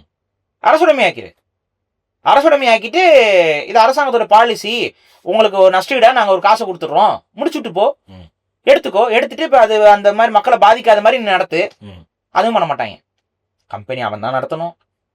அதுக்காக மக்கள் எதிராக வந்து நின்னா என் மக்களை, சொந்த மக்களை அவங்க வரி பணத்துல இருந்து வாங்கின துப்பாக்கியில, அவங்க வரி பணத்துல இருந்து வாங்கின புல்லட்டுகளை பயன்படுத்தி அவங்க வாயிலேயே நான் சுடுவேன். ம். இதுதான் அயோக்கியத்தனம்ங்கிறது. ம். இந்த அயோக்கியத்தனத்தை அரசாங்கம்ங்கிற பேர்ல இந்த வணிக கூட்டம் பண்ணிட்டாலே. இது வணிக கூட்டங்க. இது ம். புரோக்கர் பசங்க. இதை இப்படிதான் நம்ம பேசணும். இதை இவங்க வந்து இதுக்கு எதிராக போராடிய மக்களை வந்து மாவோயிஸ்ட்னு பேசுறவன் வேணும் புரோக்கர் பையன், அவனும் புரோக்கர். ம். சரியா? அந்த புரோக்கரையும் சேர்த்து விழுங்கிறேன் நான். அவ்வளவுதான். வெளிச்சமா சொல்லிட்டீங்க. சரி, ரைட், இருக்கட்டும். நீங்க என்ன சொன்னீங்க, அதாவது அரசாங்கம் வந்து இந்த ஸ்டெர்லைட்டை எடுத்து காப்பரை மக்களுக்கு அவங்க கொடுக்கட்டும் அப்படிங்கிறீங்க. ம்.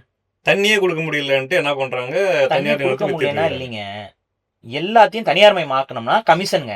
அதாங்க, இப்ப கவர்மெண்ட் வந்து தண்ணி சப்ளை பண்ணுதுன்னா ம். சரி சொல்லிருங்க, ஏன்னா அடுத்த டாபிக்குள்ள டாபிக்குள்ள வர நீங்க இடம் உள்ள மறிச்சிட்டீங்க. இடம் வச்சுட்டேன். என்ன அப்படின்னா, தண்ணி கொடுக்க முடியல அப்படின்னு எது சொன்னோம்னா, ஃபர்ஸ்ட் பாத்தீங்கன்னா அதிமுக ஆட்சியில கோயம்புத்தூருக்கு தண்ணி அதை விநியோகிக்கிற உரிமையை சுயஸ் நிறுவனத்துக்கு அந்த அரசு கொடுத்துச்சு. ஆமா. அதுக்கப்புறம் சென்னை கொடுத்தாங்க டிஎம்கே ஆட்சியில. அதுக்கப்புறம் இப்போ டிவிகே சிஎம் சார் அவர்களுடைய ஆட்சியில பாத்தீங்கன்னா சேலத்துல சேலம் மக்களுக்கு தண்ணீர் விநியோகிக்கக்கூடிய உரிமையை சுயஸ் நிறுவனத்துக்கு கொடுத்துருக்காங்க. ம். நீங்க சொன்னீங்க காப்பரே காப்பரை கொடுக்கணும், தண்ணியே கொடுக்க முடியல அரசாங்கத்தால. இன்னொரு விஷயத்துல சரி நீங்க முதல்ல சொல்லுங்க, இது எந்த அளவுக்கு இது பேசிக்கா வந்து சுயஸ் நிறுவனம்ங்கிறது வந்து பாத்தீங்கன்னா பிரான்ஸ் நினைக்கிறேன் அங்க ஆர்ஜின். அந்த நிறுவனம் வந்து முழுக்க முழுக்க அங்கேயே நிறைய முறைகேடுகளை செய்து இயற்கைக்கு எதிரான செயல்களை செய்ததுனால அங்கிருந்தே மக்கள் போராட்டத்தால் விரட்டி விடப்பட்ட ஒரு நிறுவனம். அவங்களோட ப்ராஜெக்ட்லாம் எகென்ஸ்டா மக்கள் போராடி அதை விரட்டி விட்டுருக்காங்க. இதோட ஹிஸ்டரி நீங்க சும்மா நெட்ல தெரிஞ்சாவே தெரியும் எத்தனை இடத்துல இந்த நிறுவனத்துக்கு எதிராக போராட்டங்கள் நடந்திருக்கு போயிருக்குன்ட்டு. இவனோட அஜெண்டாவே என்னன்னு பாத்தீங்கன்னா உலகம் முழுக்க இருக்கக்கூடிய நன்னீர்களை வந்து தன் கண்ட்ரோல்ல எடுத்துக்கிறதுன்னு அர்த்தம். ஏன்னா வாட்டர் வந்து ஒரு மேஜர் பிசினஸ்.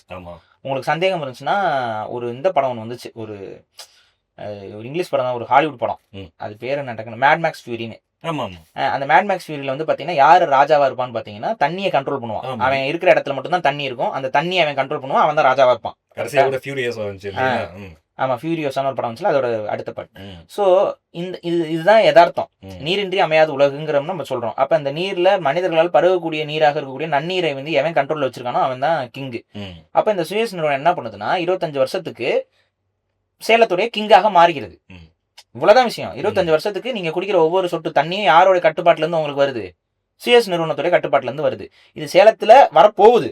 ஆனா ஆக்சுவலா சென்னை மற்றும் கோயம்புத்தூர்ல ஆல்ரெடி நடைமுறையில் இருக்கு. அப்பெல்லாம் எங்கடா வாயை வச்சுக்கிட்டு இருந்தீங்கன்னு எனக்கு புரியல. ஏன்னா அதெல்லாம் நாங்க செங்கோல் டிவி நடத்திட்டு இருந்த காலகட்டத்துல அந்த சுயஸ் நிறுவனத்துக்கு எதிராக பல காணொலிகள் 2-3 காணொலி போட்டிருப்பேன். புரியுதா? அப்பவே போட்டுட்டு இருந்தோம். அப்புறம் தண்ணீர் எப்படி வியாபாரமயமாக்கப்படக்கூடாதுன்னு பேசுற பல காணொலிகளில் இந்த நிகழ்வுகளை நம்ம எடுத்து மேற்கோள் காட்டியிருப்போம். இந்த சுயஸ் நிறுவனம் எப்படி பண்றாங்க, ஏன் பிக் பாஸ் நிகழ்ச்சியில வந்துட்டு இந்த வாட்டர் மீட்டர்னு ஒரு கான்செப்ட் கொண்டு வந்தாங்க. கமலஹாசன் ஏதோ ஒரு சீசன் பிக் பாஸ்ல வந்துட்டு தண்ணி செலவு பண்றதுக்கு வந்து கணக்கு வைக்கணும் அப்படின்னு சொல்லிட்டு ஒரு வாட்டர் மீட்டர்னு சொல்லி கொண்டு வந்து செட் பண்ணாங்க. அதுவே இந்த சுயஸ் நிறுவனத்துடைய பேக் அண்ட் டீல் தான். அது என்னன்னா இந்த சுயஸ் நிறுவனத்துடைய உளவியலை மக்கள்கிட்ட கொண்டு போய் சேர்க்கணும். இப்ப சுயஸ் நிறுவனம் என்ன பண்ணுதுங்கிறத நீங்க புரிஞ்சுக்கணும். இப்ப இது வரைக்கும் வந்து நம்மளுடைய வாட்டர் டிஸ்ட்ரிபியூஷன் எப்படி இருக்கு அப்படின்னு பாத்தீங்கன்னா, நீர் வந்து அனைத்து உயிர்களுக்குமான ஒரு பொதுவான விஷயம். அதை சுத்தமாக கொடுக்க வேண்டியது ஒரு அரசாங்கத்துடைய கடமை. அத சுத்தமான நீரை தன்னுடைய குடிகள் அத்தனைக்கும் கொடுக்கணுங்கிறது ஒரு அரசாங்கத்துடைய தார்மீக பொறுப்பு. சோ இந்த பொறுப்பு வந்து அரசாங்கத்தோடது. இப்ப அரசாங்கம் என்ன பண்ணுதுன்னா, இந்த பொறுப்பை நான் செய்யறதுக்கு எனக்கு வரி வேணும், அதனால வாட்டர் டாக்ஸ்னு ஒண்ணு கொண்டு வரேன். இந்த வாட்டர் டாக்ஸ் என்னன்னா, எல்லாருக்கும் நான் நீர் கொடுக்குறேன்ல, நீங்க வாங்கி குடிச்சுக்கிறீங்க, அதெல்லாம் ஆனா இதை கொடுக்கறதுக்கு அரசாங்கத்துக்கு செலவு தானே. இது முழுக்க முழுக்க செலவு மட்டும் தானே, இதுல வருமானமே இல்ல. அதனால இந்த வாட்டருக்கு நீங்க எல்லாரும் டாக்ஸ் கட்டினீங்கன்னா இன்னும் நிறைய இடத்துக்கு கொண்டு போயிட்டு நான் இந்த பைப் எல்லாம் பதிச்சு தண்ணியை கொஞ்சம் டேம் எல்லாம் கட்டி இந்த வாட்டர் டாக்ஸ் மூலியமா நான் வந்து தண்ணி சப்ளை பண்ணுவேன்னு சொல்லிட்டு வரி என்பதை கொண்டு வருகிறார்கள். அதாவது ஃபார் எக்ஸாம்பிள், இப்ப தண்ணி உங்களுக்கு சப்ளை கிடைக்குது. இப்ப உங்க குடும்பத்துல உங்க வீட்டுல வந்து பாத்தீங்கன்னா ஒரு 15 பேர் இருக்காங்கன்னு வைங்க. இந்த 15 பேருக்கும் ஒரு வாட்டர் கனெக்ஷன்ல இருந்து 15 பேர் குளிப்பாங்க, 15 பேர் தண்ணி குடிப்பாங்க, 15 பேர் வந்து துவைப்பாங்க. இது எல்லாருக்குமே தண்ணி செலவாகுது. ஸோ உங்க ஹவுஸ் ஹோல்ட்ல தண்ணியோடைய செலவு அதிகமா இருக்கும். மனிதர்கள் 15 பேர் இருக்காங்க. ஸோ இந்த 15 பேருக்கான செலவும் ஒரே டாக்ஸ்ல தான் வரும் உங்க வீட்டுக்கு. என் வீட்டுல 15 பேர் இருக்கிறதுக்கு திருட்டு ட்ரெயின்லாங்க வந்தேன் சொல்லுங்க. சரி, நம்ம வீடுகள்ல கம்மியா தான் இருப்பாங்க. பட் ஒரு ஒரு எடுத்துக்காட்டு சொல்றேன். ஒரு பெரிய ஒரு ஃபேமிலிக்கு ஒரு வாட்டர் டாக்ஸ் அப்படிங்கிறது வந்து ஒரு கனெக்ஷனுக்கான டாக்ஸ் மட்டும்தான். ஸோ ஒவ்வொரு மனிதனும் நீரை எவ்வளவு பயன்படுத்தணும் பயன்படுத்தக்கூடாதுங்கிறது அவர் தனிப்பட்ட உரிமை சார்ந்ததாகத்தான் இது வரைக்கும் பார்க்கப்படுது. அப்புறம் இந்த சுயஸ் நிறுவனம் என்ன சொல்லுதுன்னா, இப்படி பண்ணாதீங்க, எல்லா மனிதரும் ஒரு குறிப்பிட்ட அளவு தான் தண்ணீரை பயன்படுத்தணும் அப்படிங்கிற ஒரு சட்டம் வேணும். அதை கொண்டு வர முடியாது. ஏன்னா நீங்க ஒரு நாளைக்கு எவ்வளவு தண்ணி குடிப்பீங்க, நம்ம சொல்ல முடியாது. நீர் நான் எவ்வளவு நாளைக்கு தண்ணி குடிப்பேன், நான் எப்படி குளிப்பேன், நீங்க எப்படி குளிப்பீங்க, இதெல்லாம் ஒருத்தர் வந்து துணியை ஒரு மாதிரி துவைப்பாரு, ஒருத்தர் இன்னொரு மாதிரி துவைப்பாரு, ஒருத்தர் வாஷிங் மிஷின் யூஸ் பண்ணுவாரு, ஒருத்தர் நதிக்கரையில போய் தான் துவைப்பேன். இதெல்லாம் மனிதர்களுடைய தனிப்பட்ட உரிமை சார்ந்ததா இருக்கு. இதுக்குள்ள மூக்க நுழைச்சு நீ இவ்வளவுதான் தண்ணியை செலவு பண்ணணும்னு சொன்னா ஏற்க மாட்டான். ஆனா இந்த நீரை வந்து ஒவ்வொருத்தரும் பயன்படுத்துற விகிதாச்சாரம் மாறுது. ஆனா இது இயற்கை. இது எல்லா உயிர்களுக்கும் இந்த நீர் போய் கிடைக்கணும் இதெல்லாம். ஆனா இவங்க என்ன பண்றாங்கன்னா, இந்த பாலிசியை மாத்தணும். எப்படி மாத்தணும் அப்படின்னா, நீரை ஒரு மனிதன் குறிப்பிட்ட அளவு தான் பயன்படுத்தணும்னு சொல்லணும். ஆனா அதை சொன்னா மக்கள் ஏத்துக்க மாட்டாங்க. அப்ப அதுக்கு என்ன பண்ணலாம்னா, நம்ம ஒரு மீட்டர் சிஸ்டம் கொண்டு வந்துடலாம். அவன் பயன்படுத்துறது அவன் விஷயத்துக்கு பயன்படுத்தட்டும். ஆனா எப்படி நம்ம கரண்ட்டுக்கு ஒரு மீட்டர் போடுறோமோ அது மாதிரி நீருக்கு ஒரு மீட்டர் போடுவோம். நீர்னா குடிநீர் மட்டுமா இல்ல எல்லா பயன்படுத்துற எல்லா நீருக்கும் மெட்ரோ வாட்டர்னு வருது இல்ல வீட்டுக்கு. ஆமா, அந்த ஆமா. மெட்ரோ வாட்டர்ல தானே குளிக்கிறீங்க, அதுல தானே குடிக்கிறீங்க, அதுல தானே துவைக்கிறீங்க, எல்லாம் பண்றீங்க. ம். சோ போர்வெல் உங்க வீட்டுக்குள்ள இருந்து நீங்க எடுத்துக்கிறது. ஆமா. இதுக்கும் அது பாதிப்பா வந்து நிக்கும். நான் அதுக்கு காரணத்தை சொல்றேன். அதான் அடுத்து கேட்க வந்தேன் நான். அதுக்கு இது ஒரு காரணமா வந்து அமையும். அதுக்கு நான் காரணத்தை சொல்றேன். சோ இப்போ இந்த மெட்ரோ வாட்டர் கனெக்ஷனை வந்து முழுக்க முழுக்க டிஜிட்டல் இது மூலயமா அந்த பேர் என்ன மீட்டர். ம். இந்த மீட்டர்ல எவ்வளவு தண்ணி யூஸ் பண்றீங்கிறத பொறுத்து உங்களுக்கு எப்படி நீங்க கேஸுக்கு கனெக்ஷன் வாங்குறீங்களோ, எப்படி கரண்ட்டுக்கு நீங்க கனெக்ஷன் வாங்குறீங்களோ, பேசிக்கா எலக்ட்ரிக் டிபார்ட்மெண்ட்ல எப்படி நீங்க உங்களுக்கு வந்து ரீடிங் பார்த்துட்டு மாசம் மாசம் ஒரு அமௌண்ட் கொடுத்து கட்டுறாங்கல்ல. எல்லாரும் இப்ப எவ்வளவு கட்டுறீங்க? 5000, 10,000, 15,000 ஏறிக்கிட்டே இருக்கா ஒவ்வொரு நாளும். இவ்வளவுதான் கட்டிட்டு இருந்தோம் முன்னாடி. நம்ம முன்னாடியா அதாங்க நம்ம வேணா நான் எங்க மட்டும் சொல்ல எல்லார் வீட்லயுமே இன்னைக்கு எலக்ட்ரிக்கோட தேவை எவ்வளவு ஆயிருக்கு, எவ்வளவு அதிகமா நம்ம கட்டிட்டு இருக்கோங்கிறத நம்ம பாக்குறோம். ஏன்னா கரண்ட் பில்லும் ஏறிக்கிட்டே இருக்கு. ஒவ்வொரு ஆட்சி வரும்போது ஏத்திக்கிட்டே போறாங்க. கொஞ்சம் ஃப்ரீங்கிறாங்க, அப்புறம் அப்படி இல்லைங்கிறாங்க, என்னென்னமோ சொல்லி கடைசியில கரண்ட் பில் எல்லாருக்கும் ஒரு ஏசி எல்லாம் வீட்டுல போடுற ஃபேமிலியா இருந்துச்சுன்னா 10,000க்கு கம்மியா கரண்ட் பில் வரதில்லை. சரியா? அது அப்படிதான் வந்துட்டு இருக்கு எல்லாருக்கும். ஒரு சிலர் சோலார் அது இதுன்னு மாதிரி ஏதோ கொஞ்சம் கம்மி பண்ணிக்கிறாங்க. இப்ப எப்படி எலக்ட்ரிசிட்டி நம்ம கிட்ட விநியோகிக்கப்படுதோ அதே மாதிரி தான் தண்ணி. இப்ப இங்க கேள்வி என்னன்னா, இருந்துட்டு போதுங்க, நம்ம யூஸ் பண்றோம் தண்ணிக்கு, நம்ம யூஸ் பண்ற தண்ணிக்கு நம்ம காசு கொடுத்துறோம். இப்ப தண்ணி சப்போஸ் இவங்க கொடுக்கலன்னா நம்ம பிரைவேட் இருந்து தண்ணியை லாரியில வாங்கி தானே போடுறோம். அது ஒரு டேங்க் இவ்வளோ 6,000 லிட்டருக்கு அது ஆல்ரெடி மெட்ரோல சப்ளை ஆகுதுல. அந்த மாதிரி இப்ப தண்ணி வரல அப்படின்னா மெட்ரோல தண்ணி வந்துட்டு இருக்கும். ஆனா தண்ணி பற்றாக்குறை டைம்ல வந்து பாத்தீங்கன்னா மெட்ரோலயே வந்து என்ன பண்ணுவாங்கன்னா கேன் இதுல அதாவது லாரியில கொண்டு வந்து சப்ளை பண்ணுவாங்க. கவர்மெண்ட் அது பண்ணுது. நீங்க இப்போ முன்பதிவு பண்ணணும். அதுக்கு வந்து பாத்தீங்கன்னா 900 நம்ம சம்திங் இருக்கும். 6,000 லிட்டருக்கு 6,000 லிட்டர் தண்ணியை கொண்டு வந்து இறக்கி விட்டு போயிடுவான். ஸோ இதெல்லாம் இருக்குல்ல, ஆல்ரெடி நடைமுறையில் இருக்குல்ல. ஸோ இது மாதிரி தானே இதுவும் அப்படின்னு கேட்க தோணும். ஆனா அது எக்ஸ்ட்ராவுக்காக நீங்க வாங்குறது. நீங்க பயன்படுத்துற தண்ணியை கொடுக்க வேண்டியது கவர்மெண்டோட கடமை. ஆனா தண்ணி பற்றாக்குறை இருக்க காலகட்டத்தில் உங்களுக்கு தேவை இருக்குங்கிற பட்சத்துல நீங்க எக்ஸ்ட்ரா செலவு பண்ணி வாங்கிக்கிறீங்க. ஆனா இது இங்க என்ன கொண்டு வராங்கன்னா எல்லாருமே இந்த தண்ணிக்கு காசு கட்டி தான் வாங்கணும். ஏழை பணக்காரன் எல்லாம். இப்ப இந்த இடத்துல தான் ஒரு பெரிய ஓட்டை வருது. இப்ப நீங்க நான் சொன்ன ஒரு 15 பேர் குடும்பம், ஆனா நீங்க ஏழை குடும்பம். 15 பேர் படிக்க வைக்கிறதுக்கு நீங்க ஒரு தனி அண்ணனா இந்த ரத்த கண்ணீர் மாதிரி தலைப்பு வச்சுக்கோங்க. ஸோ வந்துட்டு ஒரு தனி அண்ணன், உங்களுக்கு கீழே வந்து 5-6 தம்பிகள் இருக்காங்க, அவங்களெல்லாம் நீங்க படிக்க வைக்கணும். தங்கச்சிகள் இருக்காங்க, எல்லாரும் கஷ்டப்பட்டு நீங்க வந்து படிக்க வச்சுக்கிட்டு ஒரு சம்பளத்துல முட்டி மோதிட்டு இருக்கீங்க. வானத்தை போல விஜயகாந்த் மாதிரி வானத்தை போல விஜயகாந்த் மாதிரி நீங்க வாழ்ந்துட்டு இருக்கீங்க. அப்படி வாழ்ந்துட்டு இருக்கும்போது இப்ப இந்த சுயஸ் நிறுவனம் என்ன சொல்லுதுன்னா, நீ தண்ணிய பயன்படுத்தினா இவ்வளவு காசு கட்டணும். இப்ப இந்த 15 பேர் தண்ணி பயன்படுத்தி தான் தீரணும். ஆனா இதுக்கு காசு பெருசா கட்டி ஆகணும். புரியுதா? இப்போ ஒரு பணக்காரன் இருக்கான், அவனுக்கு வந்து ஸ்விம்மிங் பூல நெப்பறதுக்கு தண்ணி தேவை. அவன் என்ன பண்ணுவான்? நிறைய காசு கொடுத்து தண்ணியை வாங்கிக்குவான். ஆனா குடிக்கிறதுக்கு கூட தண்ணி வாங்க முடியாத சூழல்ல மக்கள் மாறுவாங்க. சரிங்க. அப்ப இது என்ன ஆகுதுன்னா, தண்ணி வந்து நெசசிட்டிங்கிற இடத்துல இருந்து மாறி தண்ணீர்ங்கிறது முழுக்க முழுக்க கமாடிட்டிங்கிற இடத்துக்கு இந்த சுயஸ் நிறுவனம் கொண்டு வருது. இது ஒரு அரசாங்கம் அக்செப்ட் பண்ணலாமா? ஆனா அக்செப்ட் பண்ணி தான் ஒப்பந்தங்கள் போட்டுக்கிட்டு நீ சப்ளை பண்ணுன்னு சொல்லிட்டு அவனுக்கு எல்லாத்தையும் கொடுத்துட்டு இருக்காங்க. அப்ப இது ஒட்டுமொத்தமா தமிழ் சமூகம், அதாவது தமிழ் சமூகம் தான் இந்த இயற்கையெல்லாம் உணர்ந்த ஒரு சமூகம். இந்த சமூகத்தோட நாட்டிலேயே இந்த மாதிரியான ஒரு அயோக்கியத்தனத்தை ஒரு கம்பெனி செய்யறதுக்கு துணிஞ்சு வருதுன்னா இது கூட யோசிக்கிறதுக்கு ஒரு முதலமைச்சருக்கு அறிவு பத்தாது? ஒரு ஒரு சாமானியனுக்கு தெரியுமே இது. ஏழை எளிய மக்கள் எப்படா காசு கட்டி தண்ணி வாங்குவான்? என்ன வரும்ல? நீங்க என்ன பண்ணுவீங்க? அவனுக்கு வந்து இத்தனை லிட்டர் வரைக்கும் தண்ணீரை பயன்படுத்திக்கிற இலவசம்பீங்க. அதை கொண்டு வந்தது யாரு? எங்க விஜயண்ணா கொண்டு வந்திருக்காரு. அதான சொல்ல வருவீங்க? எதுக்கு விற்பனை ஆச்சு? முதல்ல அதையே தடுத்துருக்கணும். அதை தடுத்துருக்கணும்ல. விற்பனைக்கு கொண்டு வந்துட்டு அதுக்கப்புறம் இலவசம் கொடுப்பாங்க. இலவசம் கொடுத்து நல்ல பேர் வேற. புரியுதா? இது எவ்வளவு பெரிய தப்பான. ஆனா இது விஜய் மேல மட்டும் தப்புன்னு சொல்ல முடியாது. இது ஒட்டுமொத்தமாக தமிழ்நாட்டுல ஆட்சி செஞ்ச அதிமுக எடப்பாடி பழனிசாமியும், தமிழ்நாட்டை ஆட்சி செய்த திமுக ஸ்டாலினும், இப்ப டிவிக்கே விஜயும், இந்த 3 பேரும் இந்த விஷயத்துல ஒன்னா இருக்காங்க. ஏன்னா 3 பேருமே இந்த சுயஸ் நிறுவனத்துக்கு ஒப்பந்தங்கள் போட்டு போட்டு போட்டு போட்டு எடப்பாடி பழனிசாமி காலகட்டத்துல கோயம்புத்தூருக்கு இதை கொண்டு வந்தாங்க. அடுத்து வந்து பாத்தீங்கன்னா சென்னைக்கும் கொண்டு வரதுக்கு வந்து திமுக ஒப்பந்தம் போட்டாங்க. இப்ப சேலத்துக்கு திமுக தான் ஒப்பந்தம் போட்டாங்க. அந்த ஒப்பந்தத்தை வந்து அக்னாலேஜ் பண்ணி வாழ்த்துக்கள் சொல்லி அந்த ஒப்பந்தத்தை நடைமுறைப்படுத்தி கொண்டிருக்கிறது டிவிகே அரசாங்கம். கேன்சல் பண்ண வேண்டியது. கேன்சல் பண்ண வேண்டியதானே? பிரிட்ஜ்ல ஊழல் பண்றாங்க, அதுல ஊழல் பண்றாங்க எல்லாம் சொல்லி கேன்சல் பண்றீங்களே. அதே மாதிரி இது வந்து மக்களுக்கே எதிரான விஷயம் இல்லையா? இது கேன்சல் பண்ண வேண்டியதானே? இன்னைக்குமே வந்து சென்னையில வந்து மெட்ரோ இதுக்கு வந்து எல்லாத்துக்குமே அந்த போட்டாச்சு. ஏன் இன்னைக்கு வரைக்கும் அதை நடைமுறைப்படுத்தாம இருக்காங்கன்னு தெரியும். யோசிச்சது இல்லையா? இதை யார் நடைமுறைப்படுத்தினாலும் பாதிப்பு வரும். அந்த அரசாங்கத்துக்கு பெரிய பின்னடைவு வரும். ஸோ அதனால பயந்துகிட்டே வச்சிருக்காங்க. இன்னைக்கு வரைக்கும் பாருங்க, மெட்ரோ கனெக்ஷனுக்கு எல்லாருக்கு வீட்லயும் சென்னை வாசிகளுக்கு தெரியும் இது. சென்னை வாசிகள் எல்லாருக்குமே தெரியும். உங்க வீட்டுக்கு வெளியில வந்து ஒரு ப்ளூ கலர்ல ஒரு மீட்டரை பொருத்திட்டு போயிருப்பாங்க. அப்படியா? ஆமா, சென்னை வாசிகள் எல்லாருக்குமே தெரியும். நிறைய ஏரியாக்கள்ல அது இம்ப்ளிமெண்ட் ஆயிட்டே இருக்கு. அதனால தண்ணி மீட்டர் அது. ஆமா, தண்ணி மீட்டர் வெளியில. ஆனா அதுல தண்ணி வரல இப்போ வரைக்கும் அதுல வரல. ஆனா அதுலதான் ஒண்ணுமே வர ஆரம்பிக்கும். இப்ப வர ஆரம்பிச்சிருச்சு. அந்த மீட்டருக்கு இன்னும் காசு கலெக்ட் பண்ற சிஸ்டம்னு கொண்டு வரல. இப்போதைக்கு அதை பழக்கப்படுத்துறாங்க. அதுக்கு காசுன்னு கொண்டு வருவாங்க. ஸோ எல்லா பக்கமும் இன்ஸ்டால் பண்ணிட்டு ஒட்டுமொத்தமா இது கொண்டு வருவாங்க. சவுக்கு சங்கர் பேச்சை கேட்டு அருண் ஐபிஎஸ் டிரான்ஸ்ஃபர் பண்ற முதலமைச்சர் இதை பண்ண மாட்டாரா? ஸோ பணக்காரங்களுக்கு தண்ணி பிரச்சனையே இருக்காது. ஏழை எளிய மக்களுக்கு தண்ணி தான் பிரச்சனையா இருக்கும். சரி, இப்ப இன்னும் கொஞ்ச நாள் ஆக ஆக இந்த நிறுவனம் என்ன பண்ணும்னா அந்த தண்ணிக்கு வைக்கக்கூடிய அந்த விலைகளையும் ஏத்திக்கிட்டே போகும். அரசாங்கமும் தலையாட்டிக்கிட்டே போகும். ஏன்னா முழுக்க சப்ளை ஃபுல்லா அவன் தானே பண்ணிட்டு இருப்பான். இப்ப கவர்மெண்ட் பண்ணுது. இப்ப கவர்மெண்டோட இன்ஃப்ராஸ்ட்ரக்சர்ல இவன் உள்ள வந்து இவன் சப்ளை பண்ண போறான் அடுத்த 25 வருஷத்துக்கு. கொஞ்சம் யோசிச்சு பாருங்க, அடுத்த 25 வருஷத்துல அவன் வைக்கிறதா சட்டம். மேட் மேக்ஸோட ஆரம்ப புள்ளி. ஆமா இல்லைங்களா? ஆமா. சரி பாரு, இப்ப நானு வீட்டுல சொந்த போர் வச்சிருக்கேன். ஓகேவா? நான் குளிக்கிறதுக்கு இல்ல மற்ற விஷயத்துக்கெல்லாம் அந்த தண்ணி யூஸ் பண்ணிக்கிறேன். குடிக்கிறதுக்கு எனக்கு வேணும்னா நான் ஒரு RO வாங்கி வச்சுக்கிட்டு அதே போர் தண்ணியை நான் யூஸ் பண்ணிக்கிறேன்னு வச்சுக்கீங்களேன். அதை சுயசல என்ன பண்ண முடியும்?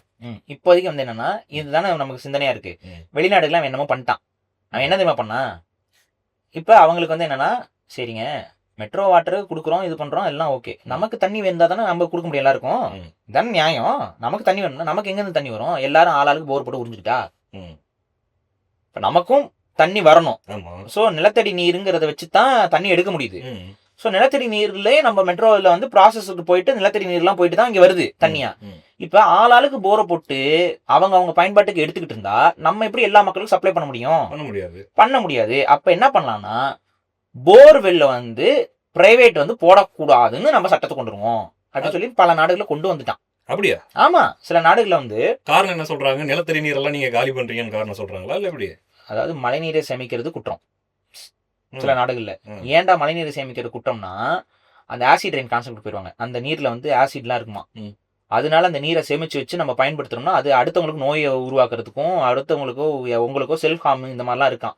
அதனால அந்த தண்ணியை வந்து நீங்க பயன்படுத்தக்கூடாது. வெளிநாடுகள் எல்லாம் பாத்தீங்கன்னா அவங்களே பைப்ல வந்து பாத்தீங்கன்னா பியூரிஃபைட் வாட்டர் தான் வரும். நீங்க அங்க போயிட்டு நீங்க போர்வெல்ல போட்டு நீங்க எடுத்து நான் பயன்படுத்துறேன்னு சொன்னீங்கன்னா பிரச்சனைக்கு வருவாங்க. ஏன்னா உங்களுக்கு தான் நோய் வந்துருச்சுன்னா யாரு சர்வீஸ் பண்றது? நாங்க தானே பார்க்கணும். டாக்டர்ஸ்லாம் எங்க தானே. ஏன்னா அவங்க இதுல அந்த ஃபெசிலிட்டிஸ் இருக்குல்ல. சோ இது ஹெல்த் கேர் இஷ்யூ ஆயிரும். உங்களுக்கு ஏதாவது ஒரு தொற்று நோய் வந்து அது பரவுச்சுன்னா நாட்டுக்கே ஆபத்தா போயிரும்.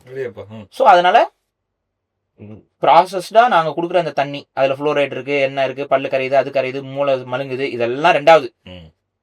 ஆனா குடுக்குற தண்ணி தான் நீ குடிக்கணும், குடுக்குற தண்ணியில தான் நீ வாழணும். அந்த தண்ணிக்கு நீ மீட்டருக்கு பே பண்ணி தான் தீரணும். இதுதான் நார்வேலாம் அப்படிதான் இருந்துச்சு.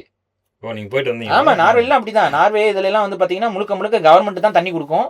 அந்த தண்ணியை தான் நம்ம பயன்படுத்திக்கிட்டு இருக்கணும். இந்த சேமிச்சு வைக்கிற கான்செப்ட் இதெல்லாம் அங்க ஒன்றும் கிடையாது. அங்க சேமிச்சு வைக்க முடியாது. அது ஏன்னா அந்த பனிப்பகுதிங்கிறதுனால நீங்க பெருசா ஒன்றும் இது பண்ண முடியாது. ஆனா அங்கெல்லாம் தண்ணி பிரச்சனை பெருசா கிடையாதுங்க. ஏன்னா மழை பெஞ்சுக்கிட்டே இருக்குங்க. ஆனா நம்ம ஊர்ல அது வேற இல்லையா? நம்ம ஊர்ல அது வேற. ஆனா இங்க வந்து என்ன ஆகும்னா கண்டிப்பா போர்வெலுக்குலாம் நாளைக்கு பிரச்சனை பண்ணுவானுங்க. வந்து ஏன்னா எல்லாரும் தண்ணி எடுத்து பயன்படுத்துறாங்க. இப்ப நீங்க இப்படி யோசிங்க, விவசாயிகளுக்கு இந்த குறிப்பிட்ட விதைகளை தான் பயன்படுத்தணும் அப்படின்னு சொல்லி கவர்மெண்ட் ரெகுலேஷன்ஸ் கொண்டு வர்றாங்கல்ல. ஏன்னா இந்த விதைகள் தான் தண்ணியை கம்மியா செலவு பண்ணும். நீ உன்னோட நாட்டு ரகம்லாம் தண்ணி அதிகமா பயன்படுத்திடும். மாத்தி சொல்றீங்க. அவங்க மாத்தி சொல்றாங்க. ஆமாங்க, அப்படிதான் சொல்லுவாங்க. நான் என்ன சொல்றேன், மாட்டு ரகம் அதான் நம்மளுடைய நாட்டு ரகங்கள் வந்து அதிகமா தண்ணியை செலவு பண்ணணும்லாம் கிடையாது. அது இந்த சீதோஷ நிலைக்கு தகுந்த மாதிரியான செடியாக உருவாகி இருக்கும். இதுல தண்ணியை அதிகமா செலவு பண்ணாலுமே இது வந்து என்ன ஆகும்னு பாத்தீங்கன்னா வேற மாதிரியான விஷயங்கள்ல விவசாயிகளுக்கு நஷ்டத்தை கொடுக்காது. ஆனா இவனுங்க கொடுக்கறது வேற விஷயங்கள்ல அவனுக்கு விவசாயிக்கு நஷ்டத்தை கொடுக்கும். ஒரு தற்சார்பா அவனை வாழக்கூடாது. சோ எங்களுடைய விவசாய மரபே வந்து தற்சார்பு. தண்ணிய ரெண்டாவதுங்க, தண்ணியை நிலத்துக்கடியில தானங்க விடுறீங்க. இது எல்லாமே இந்த ஏமாத்து வேலை. மழைநீர் சேகரிப்பு திட்டம்னு ஜெயலலிதா பீரியட்ல ஒண்ணு கொண்டு வந்தாங்கல்ல, அதுவே ஒரு போகஸ், அதுவே ஒரு ஏமாத்து வேலை. கேட்டா வீட்டுக்கு மேல பெய்யற மழையை சேகரிச்சு வைக்கணும். சரி, நீங்க கொஞ்சம் நல்ல ஒரு அறிவை பயன்படுத்தி யோசிங்க. இந்த நீர் வந்து வீட்டு கூரையில உழுகுதா? இப்ப அடுத்து உங்க வீட்டுல இருந்து வலியுமா?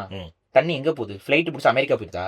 இல்ல பாரு, நான் என்ன கேட்கறேன்னா, ஓகே, அதாவது கிராமங்கள்ல ஃபுல்லா நிலப்பகுதிகள், அதாவது இந்த கான்கிரீட் இல்லாத நிலங்கள்ல மழை பெய்யறது அப்படியே தண்ணிக்குள்ள பூமிக்குள்ள போயிடுச்சுன்னு வச்சுக்கோங்க. ஃபுல் இந்த மாதிரி சென்னை மாதிரி மெட்ரோ சிட்டிகள்ல ஃபுல்லா பாத்தீங்கன்னா ஏகப்பட்ட கான்கிரீட்ஸ் தான் அதிகமா இருக்கு. ரோடு, அதை விட்ட வீடு விட்ட அப்படி அது இருக்கும்போது அங்க பூமிக்குள்ள போறதுக்கு வழி இல்லையே. வழி இல்லையே, ஏன் இல்ல? வழி இல்லையேங்கிறீல்ல, ஏன் இல்ல? காங்கிரீட் ரோட்ல மரம் நடக்கூடாதுன்னு எந்த நாய் சொன்னா?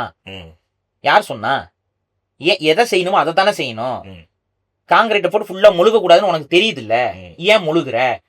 ஏன் மண் ரோடையே விட்டு வைக்க மாட்டேங்கிற? ஏன் பிளாட்ஃபாரங்கள்ல கொண்டு வந்து சிமெண்ட்டை நெப்புற? சொல்லு.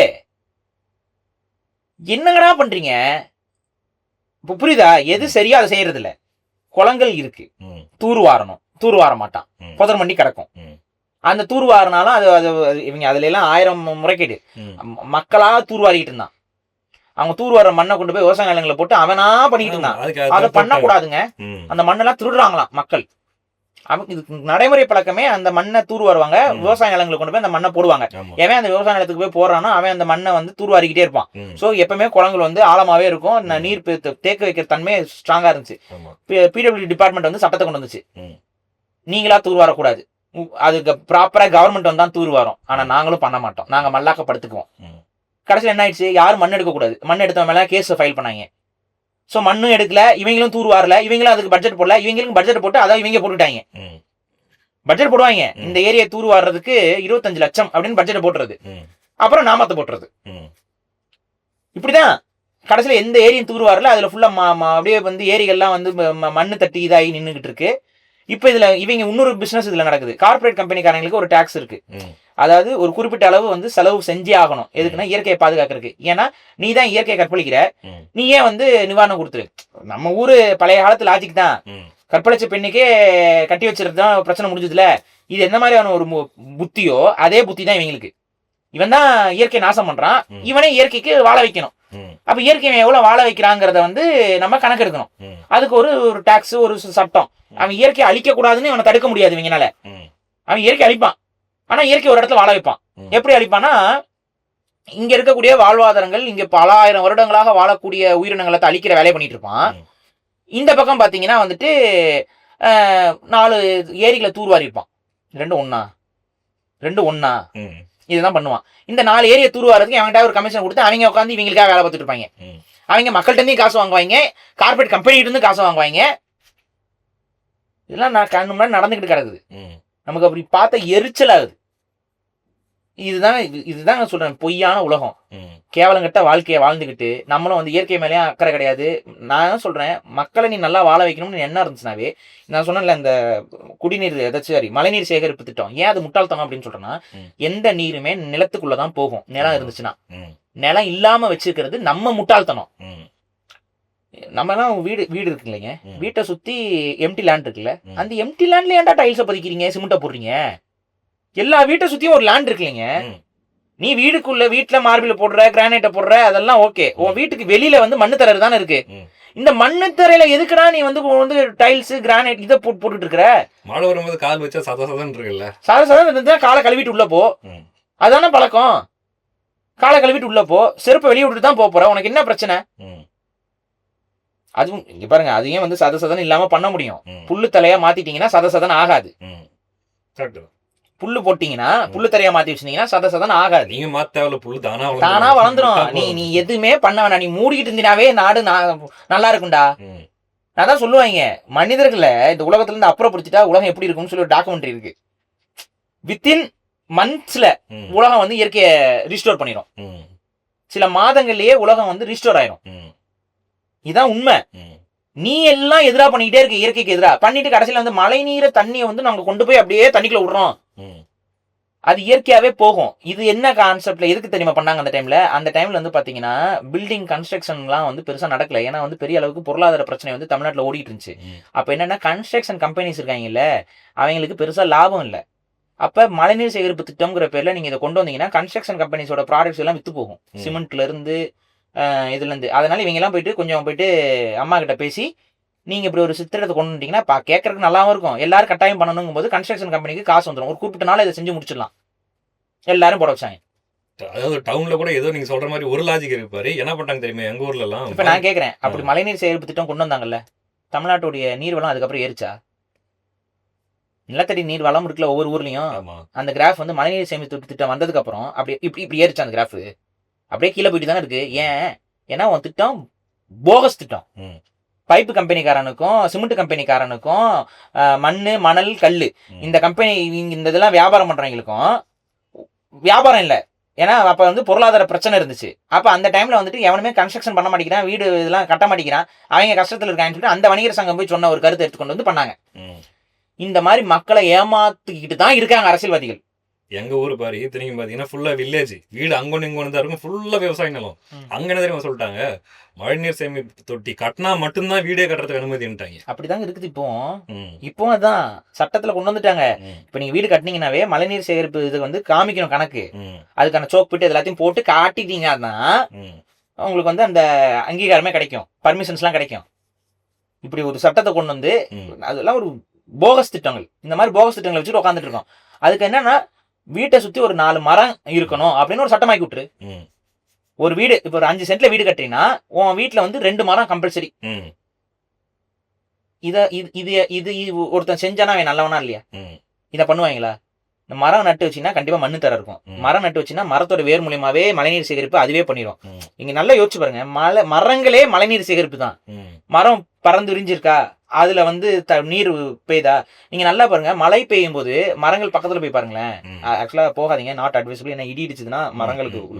ஸோ நான் என்ன சொல்றேன்னா, நீங்க பார்த்தீங்கன்னா இலைகள்ல வரக்கூடிய ஒவ்வொரு துகள்களையும் அது அப்படியே கலெக்ட் பண்ணி அந்த மரத்துடைய அடிமரத்துல வந்து பாத்தீங்கன்னா நீர் அப்படியே பைப்பை திறந்து விட்டுற மாதிரி போயிட்டு இருக்கும். அப்படி அந்த வேருக்குள்ள அப்படியே இறங்கிட்டு இருக்கும் தண்ணி. நீங்க பாத்துருப்பீங்க. மழை அதிகமா சோன்னு அடிக்கும் போது நீங்க எந்த மரத்துக்கிட்ட வேணாலும் பாருங்க, மரத்துடைய ட்ரங்க்ல இருந்து அப்படியே ஃபுல்லா தண்ணி கீழே இறங்கிட்டு இருக்கும். இது இயற்கையிலேயே மழைநீர் சேகரிப்பு. மரங்களோட வடிவமைப்பே அதுதான். கிடைக்கக்கூடிய நீரை வந்து அப்படியே எடுத்து கொண்டு போய் தன்னோட வேருக்கு விடுறதுதான் அதோட அமைப்பே. அப்படிதான் இருக்கு மரங்கள். இல்ல சென்னையில நான் பார்த்தேன் பாரு, மரங்கள் புரியல அந்த கான்செப்டே. சுத்தியும் தார் ரோடு, காங்கிரீட்டு, கரெக்டா அந்த மரத்தோட தண்டு சுத்தி சுமார் 1 அடி அகலத்துக்கு சாதாரணமா மண் விட்டுருக்காங்க சிமெண்ட்ல போட்டு. அதுல போய் ஒருத்தன் தண்ணி ஊத்திட்டு இருக்கிறான். மழை நீரை வந்து மரங்கள் சல்லி வேர்ல இருந்து தான் உறிஞ்சோம். அதை பூரா காங்கிரீட் போட்டு மூடி போட்டு நடுவுல தண்ணி நடுவேர்ல விட்டுட்டு இருப்பான். அது விடுங்க, அது ஒண்ணும். ஸோ இது என்னன்னா, மண்ணை வந்து ஓப்பனா விடணுங்க, ஓப்பனா விடணும். ரெண்டாவது அந்த இலைதலைகள்லாம் அதுக்கு அந்த மரத்துடைய அடிமரத்துக்கிட்டே குமிச்சு வச்சிடணும். நம்மள வரலாம் அதான் சொல்லிட்டு இருக்காரு. வச்சிட்டீங்கன்னா அதுவே மண்ணாவும் மாறிக்கிட்டு இருக்கும், மக்கி போகும், அது உரமா மாறும். இதுதான் இயற்கை, இது நமக்கு எந்த கெடுதலும் கிடையாது, இப்படித்தான் நம்ம வாழணும். இதை நீங்க செஞ்சீங்கன்னா இயற்கையா இருக்கு. நான் சொல்றேன், இப்போ ஒரு சட்டத்தை போடுங்க விஜய் சார், நம்ம கூட ஒரு ஐடியா கொடுக்குறோம். ஒரு வீட்டை வந்து அப்ரூவ் பண்ணணும்னா அந்த வீட்டுல வந்து 2 மரங்கள் நடுவதற்கான இடமும் அந்த மரங்கள் என்ன மரம் நடுறோங்கிறத கவர்மெண்ட் தெரிவிக்கணும். முடிஞ்சது. ஒரு 5 சென்ட்ல ஒருத்தன் வீடு கட்டுறான் அப்படின்னா ஒரு சென்ட்டுக்கு, அதாவது 5 சென்ட்டுக்கு 2 மரம், இது கணக்கு. இப்ப 10 சென்ட்ல அவர் கட்டுறாருன்னா 4 மரம் கட்டாயம் நட்டணும். புரியுதா? இப்ப அவர் 20 சென்ட்லன்னா அப்படியே இன்க்ரீஸ் ஆகிட்டே இருக்கும். அவ எவ்வளவு பெரிய பங்களா வேணா கட்டு, ஆனா அந்த பங்களா நீ எப்படி கட்டினாலும் 5 சென்ட்டுக்கு 2 மரம்னு கணக்கு வை. அந்த 2 மரத்துக்கான இடத்த நீ ஒதுக்கிட்டு தான் வீடு கட்டணும். முடிஞ்சுதா பிரச்சனை? என்னோட மழைநீர் சேகரிப்பும் வந்துருச்சு. அவன் அதை வந்து ஒரு பழமரமா வச்சுட்டானா அவனுக்கும் ப்ளஸ் பாயிண்ட். அவனுக்கு மட்டும் இல்ல, அணில்கள், பறவைகள், உயிரினங்கள், வவ்வால்கள், பழந்தினி வவ்வாட்கள் எல்லாத்துக்குமான வாழ்விடத்தையும் நீ உருவாக்கி கொடுத்துட்ட. மனிதர்களுக்கு சுத்தமான காற்றை அது கொடுத்துரும். உங்களுக்கு காற்றை தூய்மைப்படுத்தக்கூடிய தன்மையும் மரங்களுக்கு உண்டு, நல்ல ஆக்சிஜன் சப்ளை கொடுக்கிற தன்மையும் மரங்களுக்கு உண்டு, குளிர்ச்சி தரக்கூடிய தன்மையும் மரங்களுக்கு உண்டு. எல்லா விதத்துக்குமான சர்வ நிவாரணியா இருக்கக்கூடிய மரங்களை 2 நடுன்னு சொல்லி நட்டுறதுக்கு கவர்மெண்ட்டுக்கு புத்தி வராது. பண்ண மாட்டானுங்க. நீங்க பாருங்க, பண்ணவே மாட்டாங்க. எவ்வளவு ஐடியா கொடுத்தாலும் பண்ண மாட்டாங்க. ஏன்னா நோக்கமே நம்ம நாசமா போகணுங்கிறது தான். சூயஸ் பத்தி ஒரு விஷயம் நான் கேள்விப்பட்ட மாதிரி என்ன அப்படின்னா, அதாவது அந்த நிறுவனத்துக்கு மத்திய அரசுல இருந்து 250 கோடியும் மாநில அரசு 400 கோடியும் கொடுக்குதான். அதுக்கு மேல சூயஸ் நிறுவனம் ஒரு 400 கோடி போட்டு மக்களுக்கு நீர் விநியோகிக்கிற இது நீங்க பண்ணுதான். 250 கோடி மத்திய அரசு கொடுக்குது, 400 கோடி தமிழக அரசு கொடுக்குது, கூட ஒரு 400 கோடி உனக்கே போட்டு மக்களுக்கு கொடுக்க தெரியாத தண்ணியை அப்படிங்கிறது தான் நம்ம கேள்வியா இருக்குது. அதுக்கு ஒரு நிறுவனம் வேணும். அப்பதான் புரோக்கர் கமிஷன் வரும். இப்ப கவர்மெண்டே பண்ணா எந்த கமிஷன் எப்படி வரும்? மாட்டிக்குவீங்கல்ல. அந்த நிறுவனம் மறைமுகமா ஏதாவது கொடுக்குமா, உதவுமா? ஒன்றும் பண்ணாதுல்ல. இது முழுக்க நம்மளோட ஜனநாயகம் தோற்பதற்கான காரணம் என்னன்னா, இது அரசியல்வாதிகளை வைத்து நடக்கிறது இல்லை. இது முழுக்க வியாபாரிகள் தான் அரசியல்வாதிகளாக இருக்கிறார்கள். எல்லா அரசியல்வாதியும் ஒரு சக்சஸ்ஃபுல் அரசியல்வாதினா இங்க யாரு தெரியுமா? பல பிசினஸ் பண்ணிட்டு இருப்பான். இதுதான் உண்மை. அது முழுக்க பிசினஸ் ஓரியன்டா தான் மாறி நிக்குது. அதுக்கு தகுந்த மாதிரி பணத்தை கொடுத்தே வாக்குகள் வாங்கக்கூடிய தன்மையும் உருவாயிருச்சு. இந்தியா முழுக்க அது அப்படிதான் போய்கிட்டு இருக்கு. ஸோ இவங்க வந்து அதுல இருந்து மாறணும், இந்த பணம் சம்பாதிக்காம மக்களுக்கு உண்மையாவே சேவைங்கிற மனப்பான்மை இருந்துச்சுன்னா இதெல்லாம் வந்து அவங்க அனுமதிக்க மாட்டாங்க. அந்த 400 கோடி நீயே போட்டு நீயே கொடுத்துட்டு போயிரு. அது என்ன அந்த சுயஸ் நிறுவனம் கிட்ட என்ன அப்படி டெக்னாலஜி தண்ணியே கொடுக்கறதுல என்னடா டெக்னாலஜி, இது என்ன 4 குழாய் வைக்கிற பிளம்பர் பண்றதுக்கு உனக்கு வந்து என்ன பிளம்பிங் ஒர்க் தானே, தமிழ்நாட்டில் என்ன பிளம்பர்ஸ் கிடையாதா, பிளம்பர் வை எப்படி தண்ணியை சிக்கனமா கொண்டு போய் எல்லா பக்கமும் சேர்க்க முடியும்னு பாரு. இதை செய்யறதுக்கு வந்து ஒரு நிறுவனம் வந்து தான் செய்யணும்னு நீங்க சொல்லணும், அதை நான் நம்பணும். கவர்மெண்ட் நினைச்சா சுலபமா செய்யக்கூடிய வேலை முடியுங்க, பண்ண மாட்டாங்க.